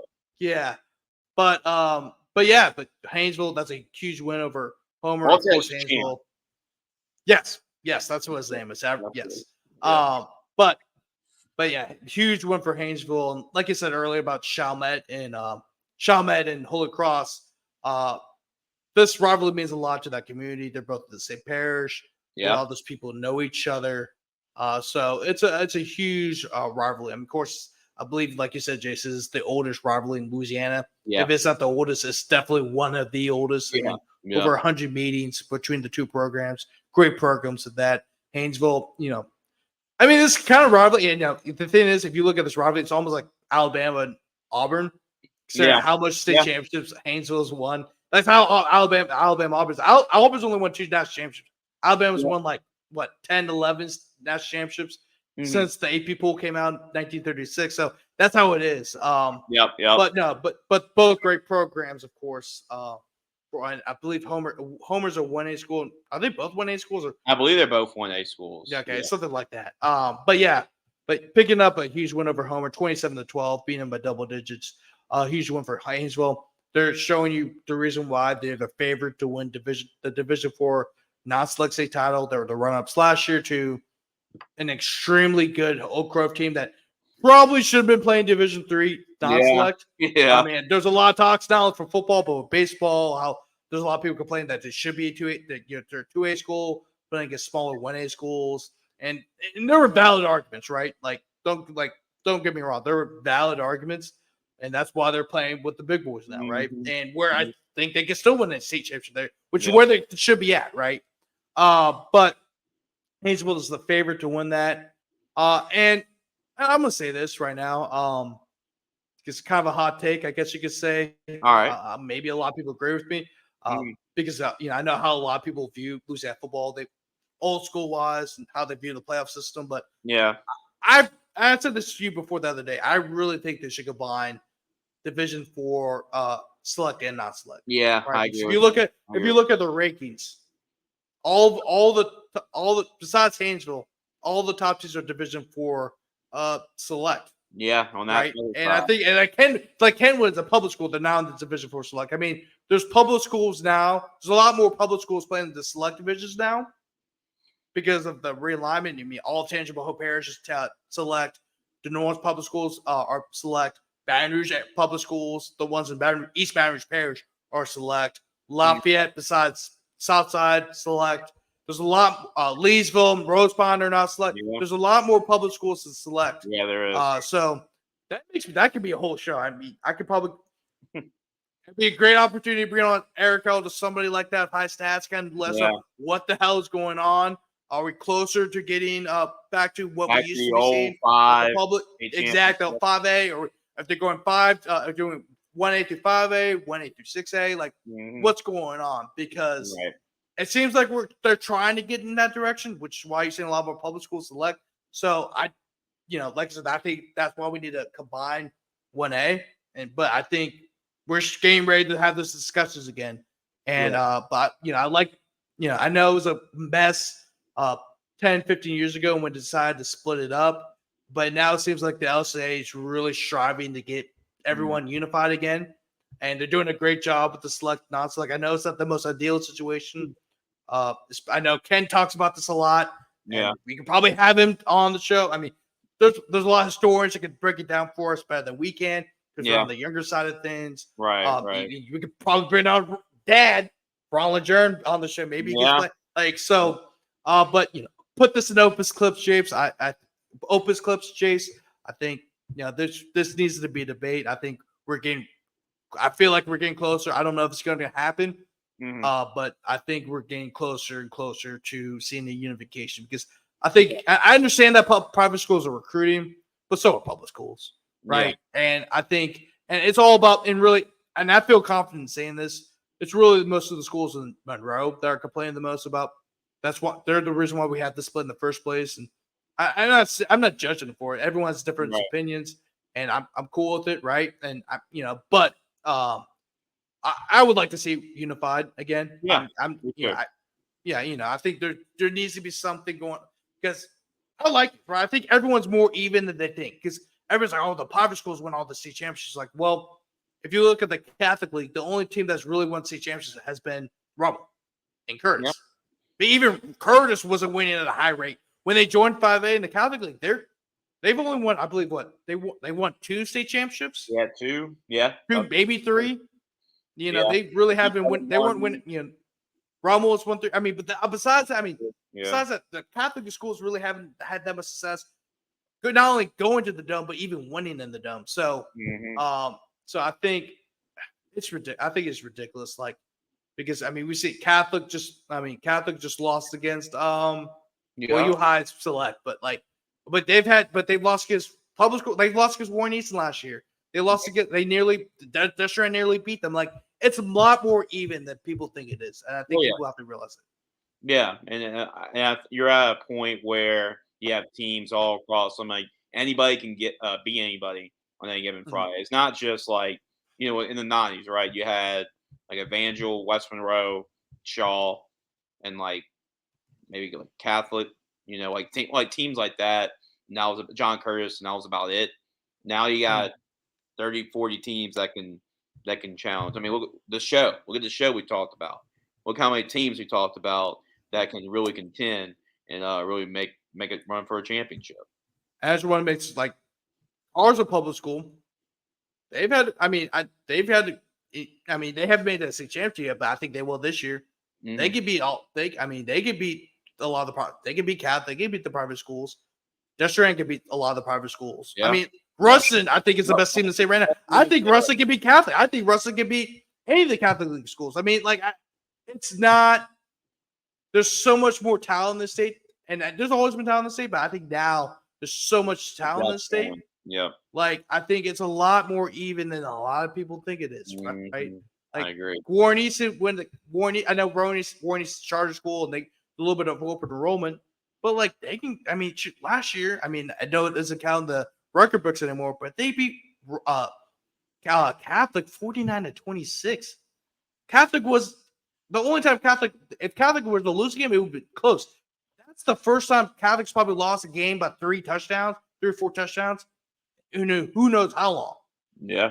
Right. It's a lot more even than people think. People need to stop complaining about the private schools. And I'm not even a private school guy. I'm saying this because I'm more public. I just want to see good football, and it was ridiculous when they did the split. Yeah. And I'm glad the LCA is fixing that now. Mm-hmm. But we need to get past. Oh well, the private schools won anything. We want to win too. Well, beat them. Yeah. Yeah. You have just as much Neville, West Monroe, Ruston, any of these big time private Zachary can beat these private schools. Matter of fact, when Curtis won the state championship in 2022, they got smashed by Zachary. Mm-hmm. I was at the game. Oh yeah, I was a stringer for WJNL. Yeah, that was early. Eli Holstein. Yep. Completely bulldozed over them. Like, it's not. It's much more even than you think it is. It is. Just win, baby. Just win. That's all you gotta do. Yep, and that provides more great matchups in the state championships. It's not as watered down when you get 9 or 10 different state championship winners. It means more when you win a state championship when there's only 5 of them. So I do agree with you, and hopefully we return back soon. Only thing I like about the split is we get more games. More games. Yo, definitely. Yeah, I love that. I love the games. But like, it is watered down a little bit when you have 9, 10 state championships. So that's the only thing I'm going to say about it. But Grant, appreciate your insight as always. That was a great show. Talked about a whole lot. That was a long segment, too. Usually ours have been like 30, 35 minutes. But when you have two people, of course, they had other stuff they had to do. Of course, we get a longer segment, but I mean, let's not do this again. I'm tired, bro. Yeah, I'm about to. I mean, only for we'll do this for Friday nights on the Bayou because it is a reaction show, and we're coming back from the game, so we're more energized. It's like as we're recording this, it's Sunday night. It is currently 11:32 on a Sunday night. Yeah, like I mean, Sunday nights that's like the night before Monday. Yeah, like, you're not as energized because Friday at least it's the start of the weekend. Now it's like, I gotta go back to work. Yeah. It's a little bit different, but it gives you a chance to kind of like, kind of let it soak in and just kind of give you a general reaction. But I appreciate you, Grant, for coming on. Great insight as always. Looking forward to having you on next week on Ball in the Boot to talk about all things high school football. Keep up the good work, man, and we'll talk next week. Yeah, you too, Jace. You're doing a lot of great work too. You and the interns have done a great job. I've noticed this too. I want to say this before we sign off, but you and the interns have done a great job. I've noticed like last year we didn't really travel as much. Like me and you were really the only ones to travel. Now you got guys, they're going to New Orleans and Lafayette. They're not afraid to travel. And you guys have done a great job with content, getting these big games and give it updates along with highlights to these games, and just keep up the good work. And but I enjoy, once again, enjoy having you on. Enjoy having you on my podcast. So it's great to still have a relationship with you guys over there at Gridiron Football. Just keep up the good work, and you guys have done a lot of good, not only for the players themselves, but the communities that those players are in. Absolutely. You too as well, Grant. Do a great job at Crescent City Sports and River Sports Media, seeing all the things that you're putting up, man. Keep up the great work. I mean, I always love talking football with you, high school football with you. And these shows are really fun to have, you come on my show and me coming on your show as well. So keep it up. And make sure to subscribe to River Sports Media. Make sure to follow Grant's work as well, CrescentCitySports.com. And I guess we'll talk next week, Grant. Oh, yep. Nope. I'll be there. Sounds good. Have a good one.